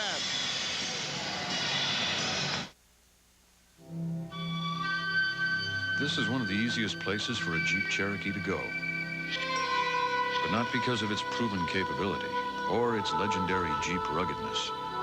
What makes it so easy to bring the classic Jeep Cherokee here is the price.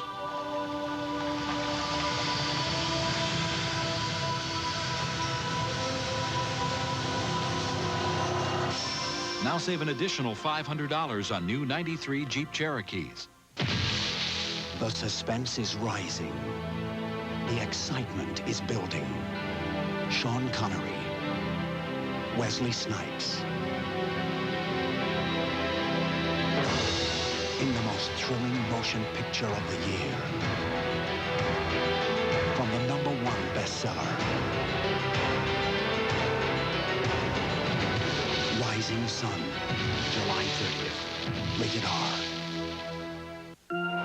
The crowd seems ready. It's a beautiful spring evening, perfect for a doubleheader. Domino's pepperoni cheddar doubleheader. Buy a large pepperoni pizza at regular price and get an extra layer with cheddar cheese and extra pepperoni free. A pepperoni cheddar doubleheader. He steps up to the box. It's a long one. It's going, gone. And with every medium or large pizza order, get your free Kool-Aid soft drink mix. A 2-quart pack, 30 Kool-Aid points. Something for nothing. How about that? At Domino's.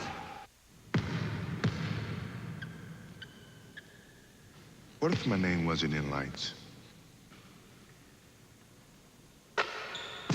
What if my face wasn't on TV every other second? What if there wasn't a crowd around every corner? What if I was just a basketball player? Can you imagine it? I can. How would you feel if your kids were missing? It's a frightening problem. We'll show you some amazing solutions on America Close Up, NBC Nightly News with Tom Brokaw tomorrow. Kevin Johnson has not done it to this point. He struggled in games 1 and 2, came back strong Sunday in game 3 in that 63-minute performance. A brilliant turnaround, 11 for 24, 25 points, 9 assists, but has not been able to get into it. Dan Marley. Rebounded by Scottie Pippen. Bulls with a 10-point lead. Danny Ainge, all right, took a poke in the right eye, but remains on the floor and stays with Scottie Pippen. That's been the matchup. Jordan guarded by Johnson, and a foul call. Ainge coming over to help. Michael Jordan will go to the line. The Suns over the limit. Jordan has struggled from the line. He's 7 of 12. From the line, Kevin Johnson called for his third. Well, I spoke to Michael before the game and last night, and he said he watched the films, and what he wanted to do was get KJ in a scoring position, try to back him in where he can get into a scoring area and then take it up over him, jump over him, and try to score there. And the intentions of Phoenix were to come and double team him that time, but Chicago had cleared out the left side of the floor. The double team was coming from the right side. Michael just kept running away from the double team. They couldn't get to him in time. Bulls now 13 of 22 from the line. Jordan has 43 points.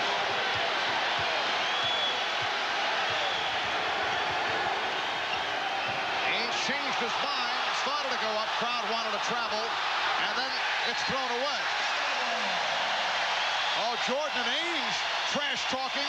Ainge with his hands on Jordan. Jordan just told him, get your hands off me. Exactly. Now it's heating up. This is a series now. The series, I come to expect that it was going to be. Like I said earlier, it was too much friendship earlier, and now they're getting into it the way a series in terms of a championship is supposed to be. Looked like Jordan and Barkley had some words. Exactly. So you can't be friends. You go up for something that everybody wants, and that's that diamond ring. Bulls lead by 12. 2 minutes left, third quarter. Here's King. And he was fouled by Miller. Let's go back a moment ago to where the little confrontation took place. Michael with the left elbow into Ainge's midsection. There they felt he traveled. Ainge feels the pressure, thinks his teammate's going to float to the right sideline in front of the Bulls bench, but nobody's there. Now Michael's talking to him, letting him know that the pressure's going to get worse. Ainge will take it so far, and then he's going to hold his ground. Well, now, what you have in here for Phoenix, you have basically almost their best offensive team in terms of you got the two three-point shooters, the two three-point shooters, and Ainge and Marley, and Barkley down low. Now, what Barkley must do is try to create shots for those two guys or for himself. Richard Dumas just checked in as well. Danny Ainge, also one of the Phoenix Suns who did have dinner with Michael Jordan the other night. Bulls by 13. Johnson all the way, and he is fouled. Claiming that he took a hard shot above the left eye. Horace Grant picks up his fourth. One of the few times that the Chicago defense has not gotten back there to close down the lane. Grant tries to come over late to get the block shot, but Kevin Johnson is already elevated, trying to convert the layup, misses, but gets fouled. Well, this is Darrell Walker's type of game. And Phil Jackson getting set to insert Darrell for the first time. He has been spotted during this series. Very tenacious defender, very scrappy player, and he will check in. Horace Grant will get a rest. Grant has 4 fouls. He has come up strong, 15 points, 13 rebounds for Grant. Minute 52 to go in the third. And Marv, this is an important time for the Phoenix Suns. You do not want to let the Bulls get a 13, 14-point lead here and take that into the fourth quarter. Keep the game within, like I said, 10 points or less.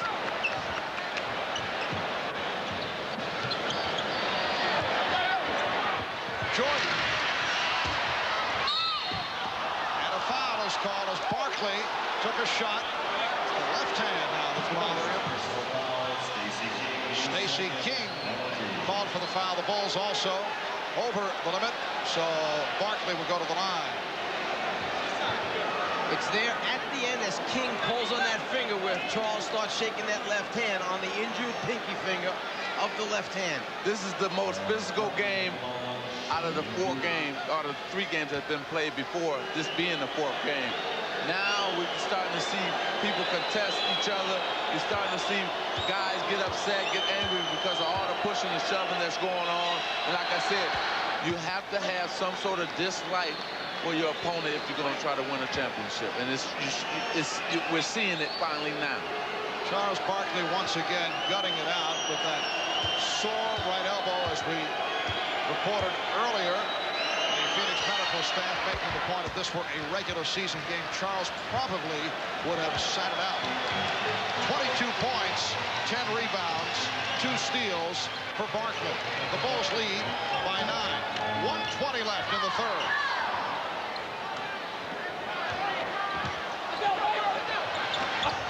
Walker for King. Oh, nice play. But beautiful passing on the inside. Michael Jordan, as a post-up man, hits Darrell Walker cutting back across the baseline, who throws right back to the area that he vacated. Interior passing. 1, 2, count the basket. And Barkley goes flying. Foul on King, his third. Charles will return to the foul line. Now, why do you make a foul like this? For what? You don't want to stop the clock. If you're Chicago, you want the clock to keep running. Make Charles catch it and make a tough move on you. Now, you just fouled him last time, sending him to the free throw line to get 2 free throws. Now you're going to return, foul him again. Now, this will be a chance for Charles to make 4 free throws in a row and also stop the clock, which is in favor of the Phoenix Suns. Frank Johnson makes his first appearance of the game, and Kevin Johnson will sit down. Kevin Johnson played 22 minutes in the first half after the 63 minutes in the triple overtime. Frank Johnson played well in the losses to the Bulls in Phoenix games 1 and 2. In the first 3 games of this series, Phoenix is just under 73% from the foul line. During the regular season, they were a 75% free throw shooting team, which placed them 16th in the NBA this evening from the foul line, 22 out of 26. Outstanding from the foul line. Chicago by 9 with just under 1 minute left. Third quarter. King for Jordan. Barkley rebounds. Charles it. Paxson, though, could not control, although he's claiming that Barkley deflected it out. But just the effort by Charles Barkley after he knew that he had turned it over by diving on the floor, getting a piece of it. The ball eventually goes off of Paxson's legs out of bounds. The extra hustle by Charles Barkley. Shot clock down to 7. Frank Johnson given the shot. Frank Johnson hits the open jumper. It's a good move by Coach Paul Westphal. What he did is he inserted another shooter in Frankie Johnson, so when they double-teamed Barkley, he had 3 shooters he could throw the ball to. Pippen decides to pull it back. Bulls holding for a final shot. And a foul called.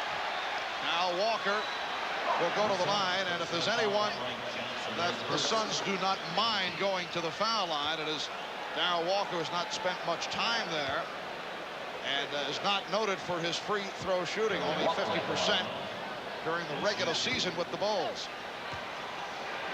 8-2 run by the Suns, and the Bulls now lead by 7.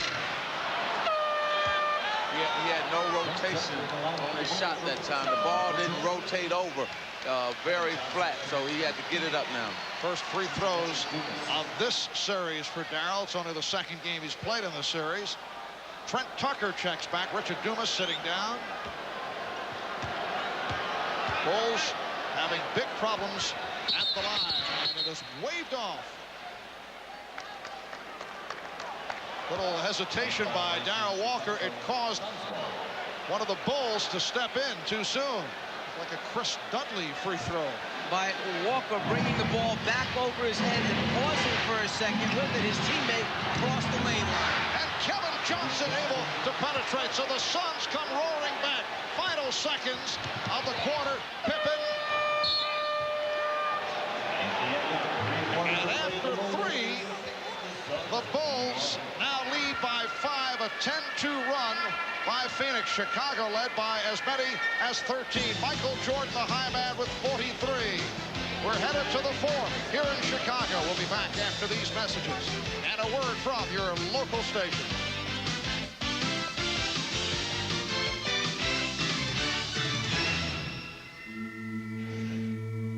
Some mountains are over 500 million years old. And while water still covers over 2/3 of them,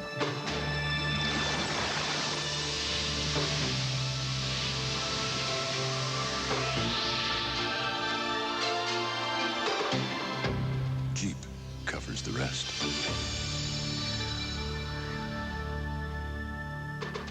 Okay, luge competition or bowling? Luge. Bowling. Okay, we'll watch bowling. Miller Lite presents luge bowling. Cool. Boy, is he fast. He better be, Bob, because here come those bowling balls. Brought to you by Miller Lite. If you can combine great taste with less filling, you can combine anything. He's got the angle. Oh, no, it's a 7-10 split. Oh, nice pickup. Great taste, less filling. Can your baby do this? The National Sports Awards at 8, NBC Tuesday. Do Texaco food marts really have everything? Oh, they have gum, cheese, candy. Many reasons I come to Texaco. Chips, cereals, nice people. There are many reasons. You want it, they got it. If they don't have it, you don't need it. Isn't that candy that pulls apart like that? Did I skip something? Visit your Texaco station and food mart for unbeatable System 3 gasoline. Pop comes here for System 3, and I come here for Pop. Right, Mom? And just about everything else. I'd recommend it to anybody. And I would, too. If you're gonna hunt fish, I say, what better place than a lake named Lure, to which we unveiled some lethal weapons. Andy's, a Popeil's pocket fisherman. Can it get any better than this, I say? Of course, that was before a 10-pound bass sniffing the old mill found Andy's net. But it doesn't matter who caught the biggest fish, as long as you end the day with an old Milwaukee. It doesn't get any better than this. For a chance to win a $10,000 shopping spree at Bass Pro Shops, check out an old Milwaukee display. Chance for thunderstorms every day through the weekend. Well, more on that after the game. This copyrighted telecast of the National Basketball Association may not be retransmitted, reproduced, or rebroadcast without the express written consent of the NBA.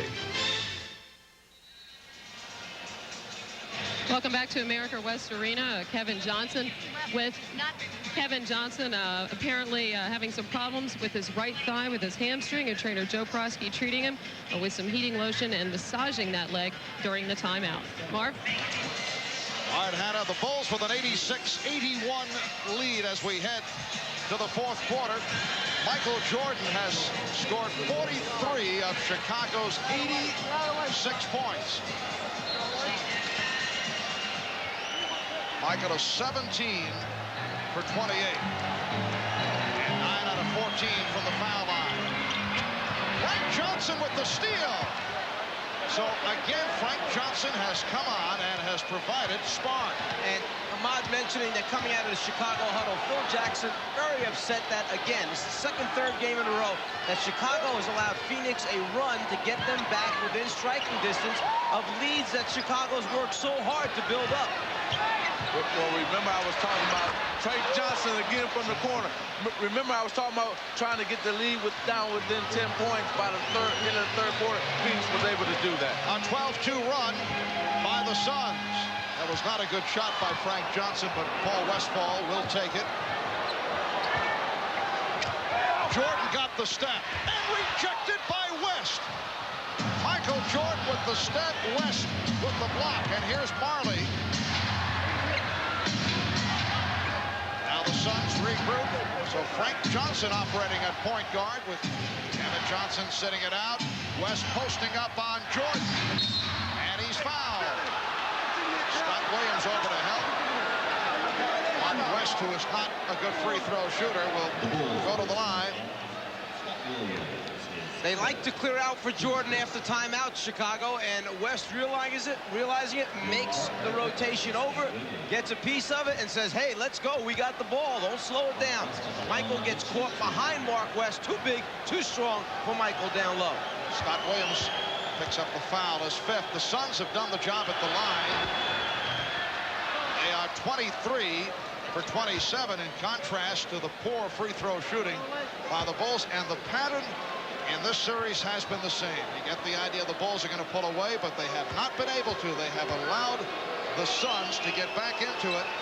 For Phoenix, a 14-2 run, and they are within one.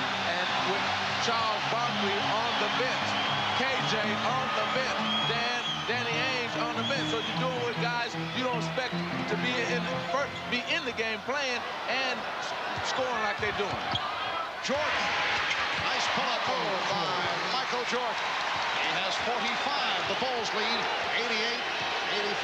He had to pull up that time because Oliver Miller made a good defensive rotation along the baseline, got there early. Jordan saw him, pulled up, hit the jumper. Dumas around Pippen for the reverse.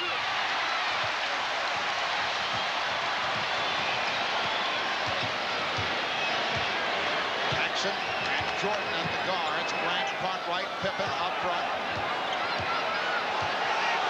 They isolate Jordan.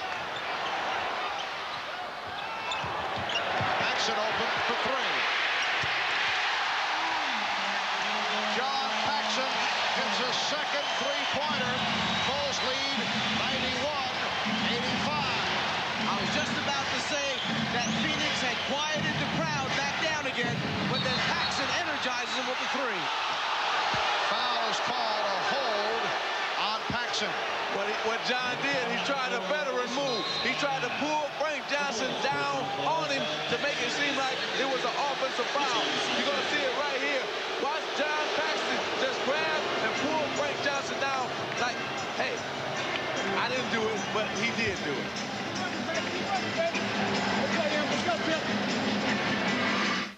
Barkley, Jordan, the battle continues Friday night. This is a line. To some, it is seen as a barrier.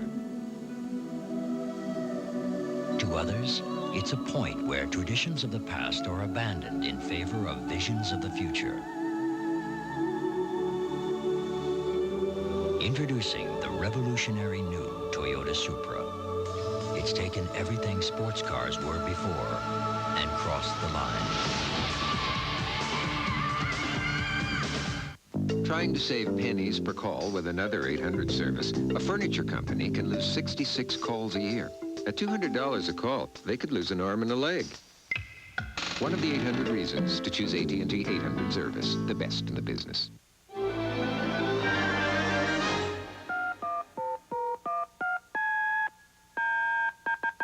At nearly 1,000 locations, beautiful mornings begin at 8. Super 8 Motels. 1-800-800-8000. At Wendy's, the great food on the Super Value menu is 99 cents each. Junior bacon cheeseburgers with 2 strips of bacon, big biggie fries, and biggie drinks. And our hamburger kids meal is just $1.99. And that's good to know. In case people drop by. Braun Flex Control. The first electric shaver with a pivoting head. It automatically adjusts to every contour of your face. Flex Control from Braun. Braun, the last word in shavers. Once again, John Paxson has come on to provide a lift for the Bulls. He's hit 2 3-pointers. He's done it right throughout the playoffs, although he has not gotten the minutes on a regular basis. It's been an injury-hit season for John Paxson. We asked him how difficult is it receiving the inconsistent playing time and then coming through. For guys coming off the bench, it means everything. Especially my situation, I don't get a whole lot of opportunities shot-wise to contribute. And so when you come in and they look for you right away and you knock a few down, your teammates start looking for you more. They gain a little confidence in you again. So for me, it's a big boost. It's something I want to carry on the rest of the way. After the first 3 games, John Paxson had only 7 shot attempts. This evening, 2 for 4, so he has 4 field goal attempts. He's made 2 3-pointers. Barkley fouled by Grant. John Paxson has played 15 minutes tonight. Horace Grant called for his 5th. From the Phoenix side of the ledger, Kevin Johnson, despite the leg injury, is back on the floor.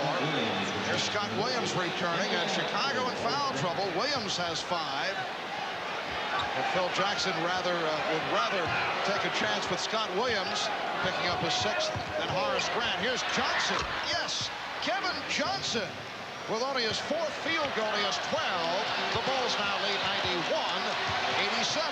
It's really a surprise that Paul Westphal has Richard Dumas out there. Normally in the 4th quarter, Richard Dumas is sitting on the bench, and Danny Ainge or Tom Chambers is in the game, but he's elected to go with Dumas, and that was a foul by Mark West. He had his arm wrapped around Bill Cartwright and wouldn't let him go for the offensive rebound.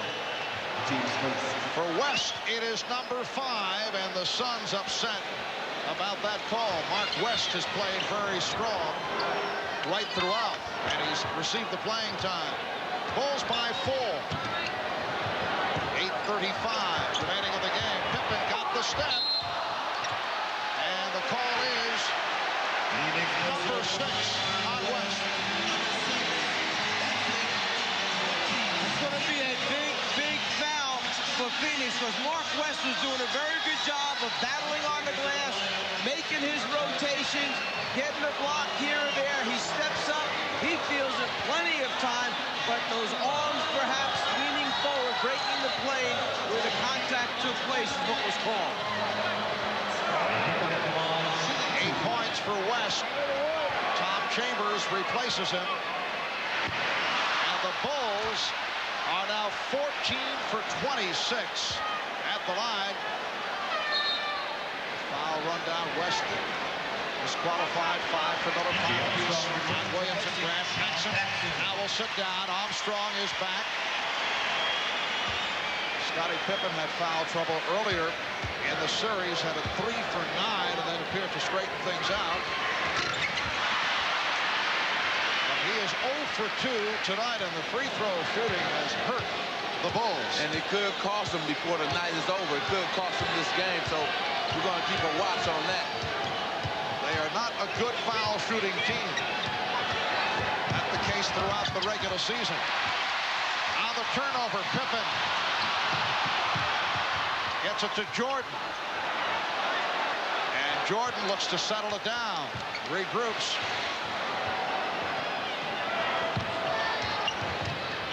Shot clock at 7. And Jordan is fouled.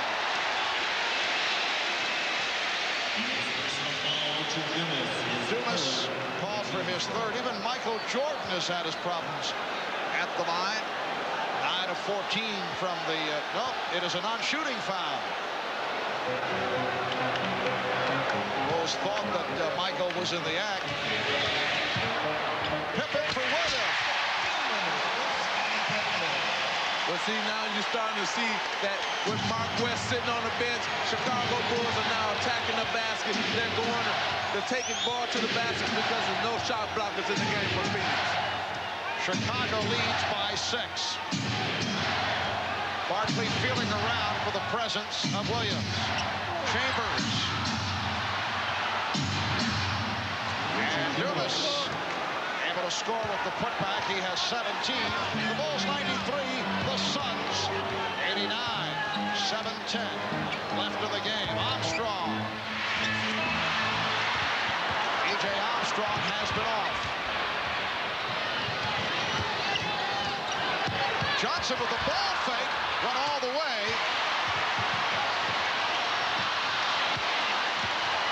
Here comes Jordan.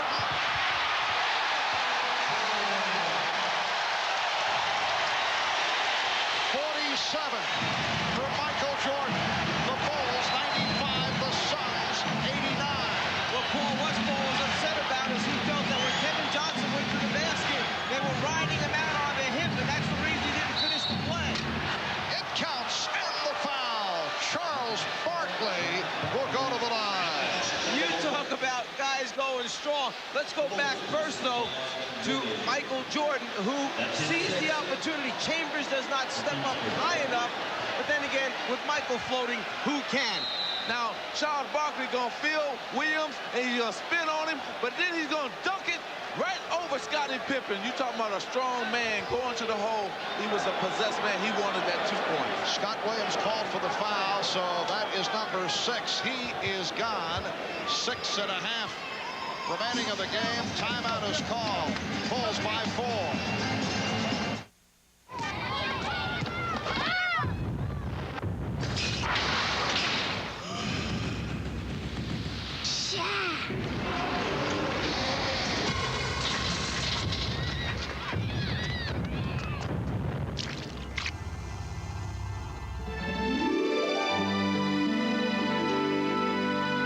Don't even think about it. Please? It was one of our nation's darkest moments. And he was there. The only active agent who ever lost a president. 30 years later. Do you really have the guts to take a bullet, Frank? The hell is this? He's back. This guy's gonna make a try, and I've got to be there. In the line of fire. I see you standing over the grave of another dead president. Clint Eastwood. That's not gonna happen. In the line of fire. Rated R. At theaters July 9th. The Toyota Celica GT Extra Value Package is so incredible you can't resist it. The warbled egret poised. See? You can't resist popular features like cruise control, air conditioning, AM, FM stereo cassette.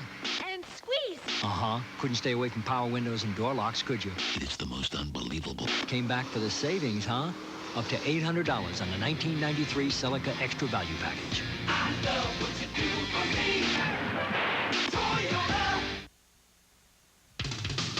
The NBA on NBC is brought to you by Toyota and their full line of quality cars and trucks. Toyota, I love what you do for me. By Last Action Hero, advanced screenings tomorrow night.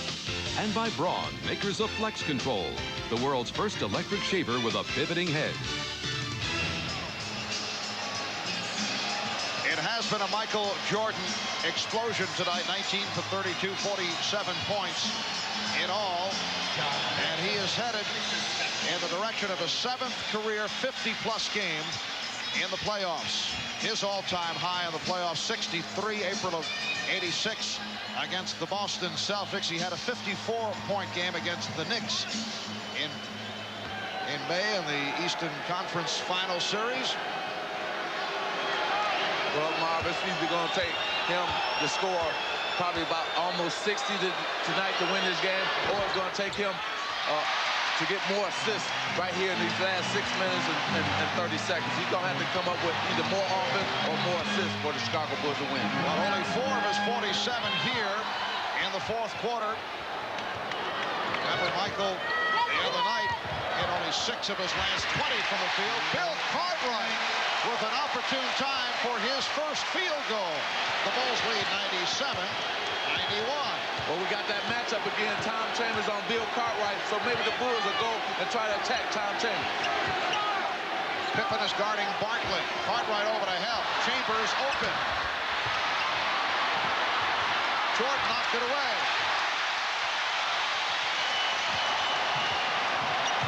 Pippen with the hesitation dribble looking for the shot that changed his mind. Barkley was by himself on the glass. Nobody else helping out. Shot clock at 7. Jordan played by Barkley. Shot clock at 3. Paxson. Marley rebounds.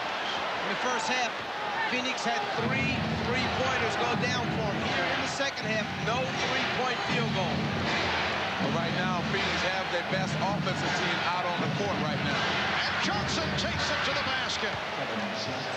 Beautiful penetration move by Kevin Johnson. He has 14. The Bulls 97. The Suns 93. Just under 5 minutes remaining in the game.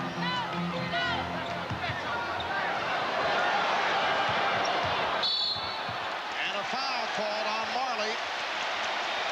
It's a non-shooting foul for Phoenix, their 4th. KJ winding his way down the lane, gets an opportunity to get a look and a conversion. They've come few and far between in this game. Let's remember, for the Phoenix team, this is the team that really won the game for them in game 3. So you got their best offensive team out there, and they can really score. Whoa, Pippen with the pass that had too much on it, got away. And Phoenix will get it back. Pressure by the Bulls. Armstrong picking up Johnson in the backcourt and then dropping back. Okay, Tom Chambers just told KJ, let's go pick and roll because I can take Bill Cartwright. And Cartwright out to pick up the foul. That is 4 on Cartwright and put Chicago over the limit. One other reason, Chambers was the guy in the last game who was setting the good screens, the hard screens that got KJ into double-team situations. He was unable to throw back to Chambers, who would either take a jump or take it to the basket. Phoenix 24 of 29 from the line. Kevin Johnson, a good free throw shooter, 82%. Did you say a good free throw shooter? You jinxed him, see? Put the whammy on? Yep. You know, right here, if I'm Phoenix, I would go to Tom Chambers every time down. I would pull him out outside anywhere, the free throw line or out on the three-point line, give it to him and let him go isolation against Cartwright. Chicago leads by 3. Bulls try to take a 3-1 lead in this best of 7. Phoenix attempting to tie it at 2 with Game 5 here in Chicago Friday night, 9 o'clock Eastern Time, right here on NBC. Crossover move for Jordan and finishes with the finger roll, plus the foul. Dan Marley told us when he crosses over right to left, I cannot stay with him. I know it's coming, and there it is, right to left. He gets the step, and then the elevation, and then the finish. Well, what happens is Michael Jordan knows his foot speed is better than Dan Marley's, and he's just using all the quickness that he has. And for Jordan, 50 points. The Bulls lead 100-94. 4 minutes remaining of the game. Chant of defense.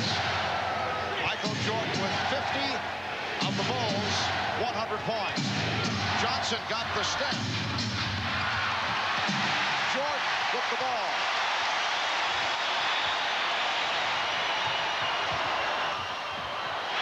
Pippen is rejected by Barkley. Knocked out of bounds by Ainge.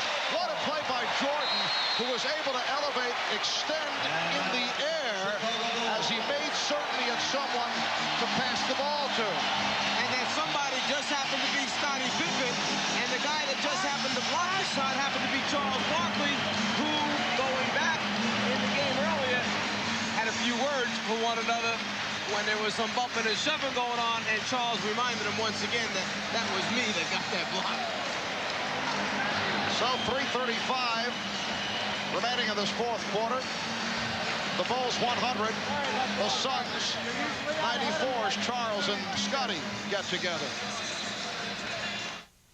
What I was thinking of doing is talking about what it was that the customers were telling us and then how we came up with the ideal solution. I'm Michael Wing. My name is Larry Bonadonna. Carolyn Robertson. Big meeting today. I'm Shelley Rawlings. Karen Fulton. I'm Sandy Wesnitsky. Customers are very confused. There's just too many products out there. They have to know that you're giving them the best product that's out there in the marketplace. MCI is changing the way the market does business. You're going to learn a new way of doing business. MCI sells customer service, but how do you prove that? Somebody said proof. Proof positive is not a product. It is tangible proof in black and white to your customers every 90 days. On a quarterly basis, they're going to get this report showing them exactly what they're saving versus AT&T. Proof that their business is saving with MCI. They weren't on that proper service for 1 month or 2 months, and there was a difference in pricing. We're going to credit them that amount. It creates a legacy for the person who made the decision to go with MCI. You can stop thinking about long distance. You made the right decision.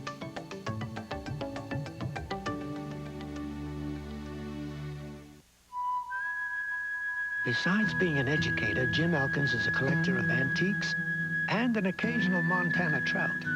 Having owned a dozen Toyota cars, Jim naturally made the T100 his first Toyota truck. Your typical big truck owner? No.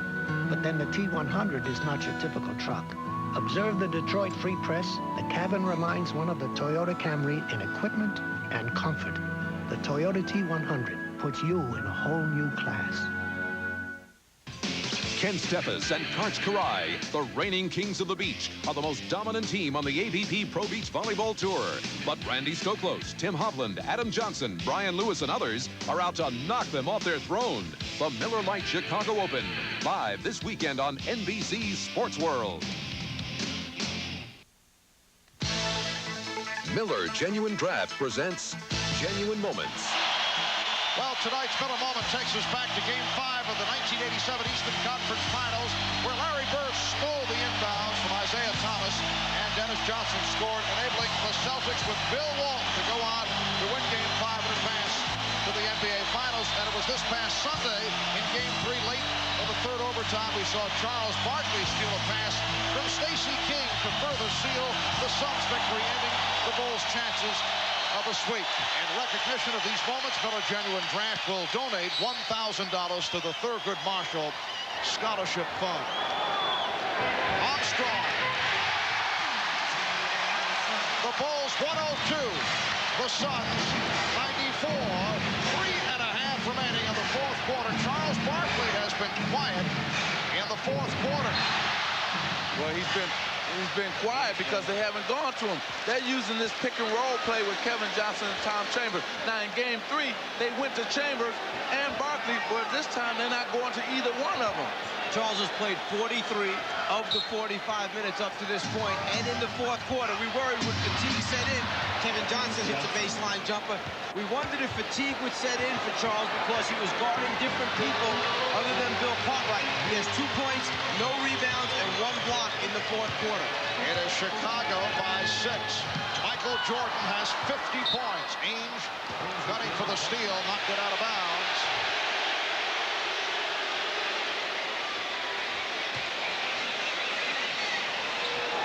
Armstrong and Jordan in the backcourt. Pippen up front with Cartwright and Grant. Bulls with their starting lineup intact. Jordan. Rebound Marley. So the jump shot has been off in the second half for Michael Jordan. Johnson. Yes. Kevin Johnson has turned it up in the second half, and he's brought the Suns within 4 with 2:35 remaining in the game.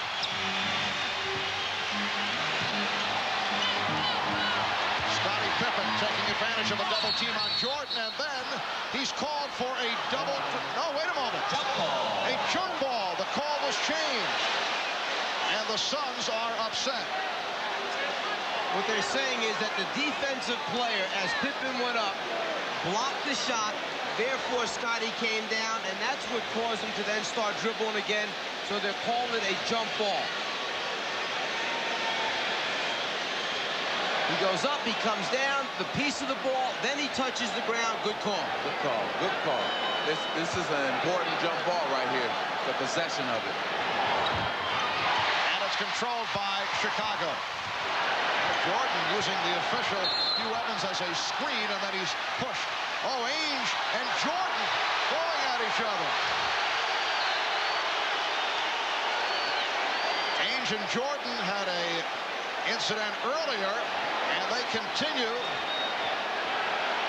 to talk. Michael had the finger pointed in the face of Ainge. He did not like personal foul. Phoenix 22. Did not like the body work from Ainge. The personal was called on Ainge, and a double technical on Jordan, and Ainge handed out. I still say that here's the play again. Now, you're going to watch it right here. After the foul, Michael throws his elbow up. Danny was hollering for an elbow. Then they got tangled up here. Danny gets mad, grabs the ball. Michael, they're just exchanging right now. But I still say if Phoenix is going to have a chance to win this game, they must go to Barkley or Tom Chambers. KJ is trying to do it, but I don't think he can do it by himself. Jordan is 11 for 16 from the line. He has 51 points. The Bulls have a 5-point lead. 2:20 remaining of the game. Chicago 104. Phoenix 98. Now Barkley backing Grant, who's playing with 5. Nice move by Charles Barkley off the spin to bring the Suns within 4. And that's all because of the concern that Chicago has for the three-point shooting of Phoenix. Nobody came to double Charles. He takes him one-on-one. Chicago playing the clock. Jordan with the step. Jordan going glass. Rebound Grant. That's a big bucket for Horace Grant, giving Chicago a 6-point lead. See, that's what happens when you get 2 or 3 guys trying to stop Michael Jordan. Horace Grant is over for open shots. Oh, nice pass. Johnson setting up Chambers. Knocked out of bounds by the Bulls. Tom Chambers could not stuff it. It's the second time that Chambers has tried to dunk a ball this evening, and it just won't stay in. Barkley for 3. Rebound Marley. Fires for 3. Rebound Barkley. And that's a goaltend. The basket will count. Well, the Phoenix Suns are fortunate. They don't need threes right now. It's only a 6-point game. But because of the offensive rebound by Charles Barkley of Dan Marley's missed 3-point, the basket is good. Suns have 3 timeouts left. Bulls 2 and a 20. 1:20 remaining in this 4th quarter. Chicago with the ball and a 4-point lead. Jordan flashing in the paint. Rebound Chambers. Johnson eluding Armstrong, finding Barkley, and the Suns move within 2 with a minute 1 remaining. Phil Jackson takes a timeout. Now, Kevin Johnson has been penetrating the last 2 times down. This time, he's going to find an open man in Barkley for the slam dunk. So the Suns keep coming back. We'll be back in a moment. Imagine if your favorite movie hero stepped off the screen. Holy cow! So this is the real world. And into your life. You know how you always say you wish I had more friends? Hello, Mrs. Madigan. The critics are calling Last Action Hero one phenomenal movie. Bigger, better, and funnier than anything you've ever seen. Arnold Schwarzenegger, Last Action Hero. Rated PG-13. Advanced screening Thursday at theaters Friday.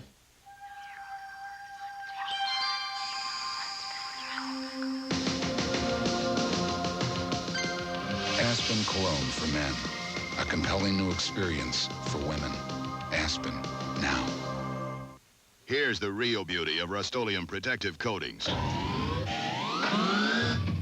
A tough barrier against the elements. Rust-Oleum, the name that means protection. Move it. Cool it. Silver. Bullet. Rock it. Smooth it. Silver. Bullet. Play it. Pull it. Take it. Taste it. Live it. Love it. Say it. Play it. Take it. Pull it. Silver Bullet. It's the right beer now. Grab it while you can. Silver Bullet. Yeah, the right beer now. More graceful than Michael. Tougher than Sir Charles. It's the Fresh Prince.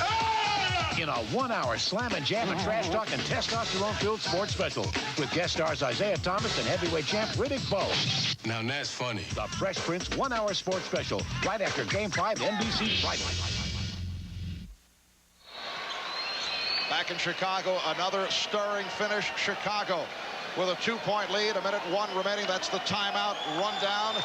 The Bulls have had major problems at the foul line. It has hurt them, while Phoenix has done the job at the line. 81%, 25 for 31. Look at Chicago, 17 for 30 at the line. Let's go over to Ahmad Rashad. All right, Marv, in that timeout, the entire team kept saying one bucket, one stop. That's their rallying cry. Marv? All right, and here are the Bulls looking for that one bucket with 50 seconds remaining. They have a 2-point lead. Jordan, double team. And Barkley with the steal. Here comes Johnson. He has Marley. Marley is stripped. Dan Marley was stripped on the 2-on-1. Again, in game 3, Charles Barkley came up with the big steal. Here's a big steal again in this game 4. Charles Barkley read the play. He kind of baited Pippen into throwing it over there. He read it all the way, got it up to KJ. Instead of getting a basket, a beautiful play right there by Scottie Pippen to knock it out of bounds. As we showed you that steal a moment ago, this time it's Pippen with the strip to break up the 2-on-1, but Barkley was able to do it in game 3 against Stacey King. He does it right here. When we come back, it will be Phoenix ball.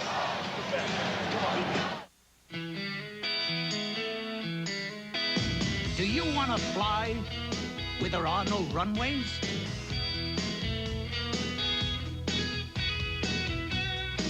Do you want to swing where no one has swung before?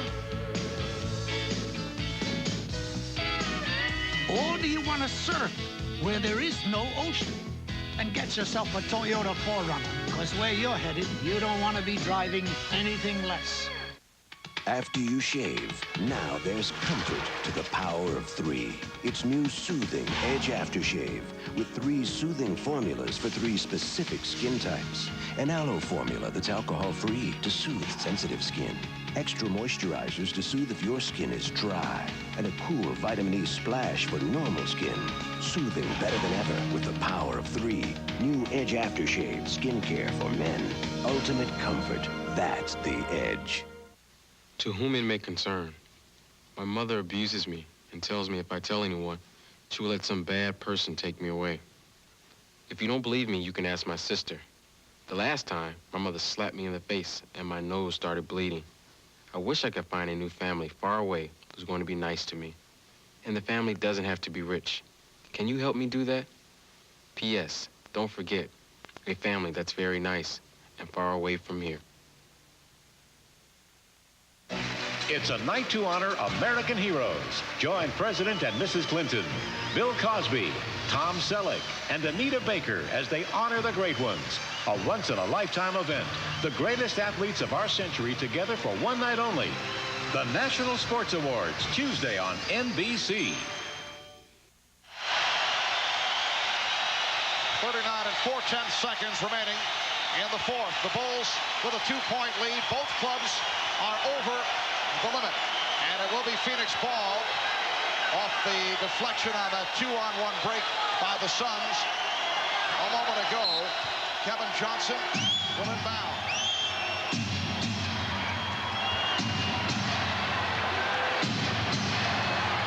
Pippen reaching around. Last touched by Pippen. Okay, you got two mismatches here for Phoenix. You got Charles Barkley, either go to the post and go to him, or I would take John Chambers, draw top right out and go at him. The steal by Armstrong. Armstrong took it away from Kevin Johnson. They want to play good defense without fouling right now. There is a 7-second disparity between the shot clock and the game clock. Jordan, yes, and it counts. You know, it would have been better for Charles to foul him all the way than halfway fouling. Foul called on Barkley. 4-point lead for Chicago.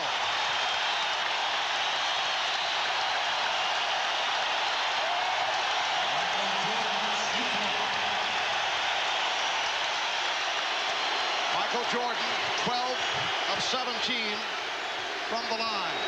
Gunning for point number 55. The Bulls lead by 5, 13 and 3/10 seconds remaining in regulation. And the Suns take a timeout. They're down to 1 timeout left. Just when Phoenix had come out of the timeout, set up a play to try and tie the score. The inbound pass is fumbled, picked off by B.J. Armstrong, and then Chicago tries to use the clock. And remember, I was talking about whether Charles would hard foul Michael Jordan. It was time for that hard foul right there. Instead of hard fouling him, he lets Jordan get it up, and he compounded by fouling him, and it's a chance for the three-point play. The Bulls by 5. We'll be back in a moment. This is a line. To some, it is seen as a barrier.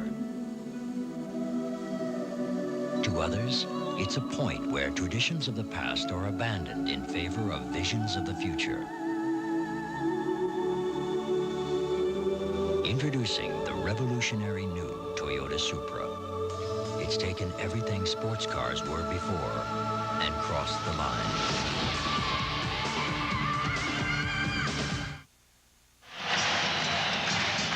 Jordan puts the ball on the floor, goes to the basket to try and initiate contact. Instead of taking his arms down, Charles Barkley tries to move under him for the offensive foul. No good.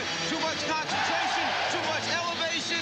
Michael Jordan on the drive to the basket gives Chicago the lead. And Michael Jordan with 55 points has tied Rick Barry for the second highest total in an NBA Finals game. Elgin Baylor with 61. Rick Barry had 55 back in 67 against Philadelphia. And now Michael Jordan with 55. Charles made a major mistake there. He should have, just, like Mike said, take his arms out. You got to put Michael on the floor, make him go to the free throw line where the whole Bulls team have been struggling, and you got a better chance. You got to take that chance to foul him, take him out. 13 and 3/10 seconds. Phoenix needing a quick bucket. Marley passed on the 3, and that was fouled. And that's not bad. It stops the clock. Not bad from the Phoenix point of view with 9 and 5/10 seconds remaining. Dan Marley, who has been very quiet in the second half after that 3-point shooting display at the end of the second quarter, will go to the line. He's 0 for 1 from the line. Michael Jordan called for the foul. And Marley, a 78% foul shooter. Watch out now here, because Dan might go for the make and then try to miss make the first one. Might try to go to miss the second one. So let's see what happens here. Well, he won't get that opportunity because he missed the first one. Well, right here, I could see him trying to miss on purpose. Right, the second after missing. Right, but I don't think he'll do it now because he missed the first one. Oh, he tried it, yes, but he did. But it didn't work for him. 4-point lead, pressure by the Suns, who'll give the foul. Frank Johnson will send B.J. Armstrong to the line. If I can go back to that play by Michael Jordan, see the difference between Barkley foul and Michael Jordan foul. He didn't give Marley a chance to get the ball up to the hoop, and Charles Barkley gave Michael Jordan a chance to shoot the ball. So Armstrong, an 86% free throw shooter, will go to the line. Here's Marley. Yes, looked like he was trying to bang it off the back of the rim. So he tries to hit the first and misses. He tries to miss the second and hits. Right. It just worked out opposite for him. 7 2/10 seconds remaining, fourth quarter. 110, 105, Chicago. Armstrong with his first appearances on the line.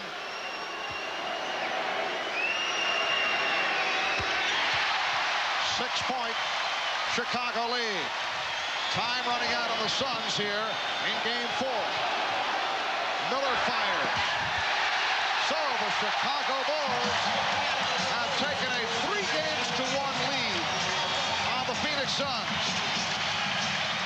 Despite shooting 53% from the foul line, check that, 60% from the foul line. They shoot 53% from the field, and led by Michael Jordan, who had 55 points. The Bulls win it 111-105. Let's go to Ahmad. All right, thanks, Marv. Michael, the Phoenix Sun caught you guys a little emotionally down on Sunday. That didn't happen tonight. Well, I think we learned from that game the other night. I know we had a dog fight. We had our chances to win, but we knew we didn't play extremely well. We knew we could play better basketball. Today, we still had some lapses in the 48-minute game, but, you know, we struggled down the stretch, but we did what we had to do to win ball game. When I talked to you this afternoon, I have never seen you more determined than you were before this game tonight. Well, I was very disappointed with the way I played last game. You know, I had a lot of chances to win the ball game, and I didn't really converge on it. So I wanted to, you know, do my part this game and hopefully give ourselves a chance to win the game. Did you worry at any time that maybe the other guys weren't getting involved in the offense? Yeah, I was a little nervous, you know, at the beginning of the game because I was getting some easy shots, I was getting some penetration, some layups, and I didn't know how the guys were going to stay within the game. But I think they did a good job. I think we did a good job of keeping them involved. One of the things, it looked like one of your strategies was to get to the hoop more. Well, we didn't get many fouls last game, and I said, you know, I'm going to get some fouls. If I don't get fouls, I'm going to get some easy layups. So I had to go to the hole. All right, congratulations to you, and we'll see you on Friday. All right. All right, thanks, Michael. Back to you, Marv. All right, Ahmad. So Michael Jordan with 21 of 37, 55 points in all. Charles Barkley, despite the sore elbow, 32 points and 12 rebounds. Again, the final. The Chicago Bulls, 111. Phoenix Suns, 105. Join us Friday night here in Chicago, 9 p.m. Eastern, 6 p.m. Pacific. Game 5 of the NBA Finals. Tonight, following your late local news, don't miss The Tonight Show with Jay Leno. And Late Night with David Letterman, followed by Later with Bob Costas. For Bob, for Mike Fratello, Magic Johnson, Ahmad Rashad, and Hannah Storm, I'm Marv Albert.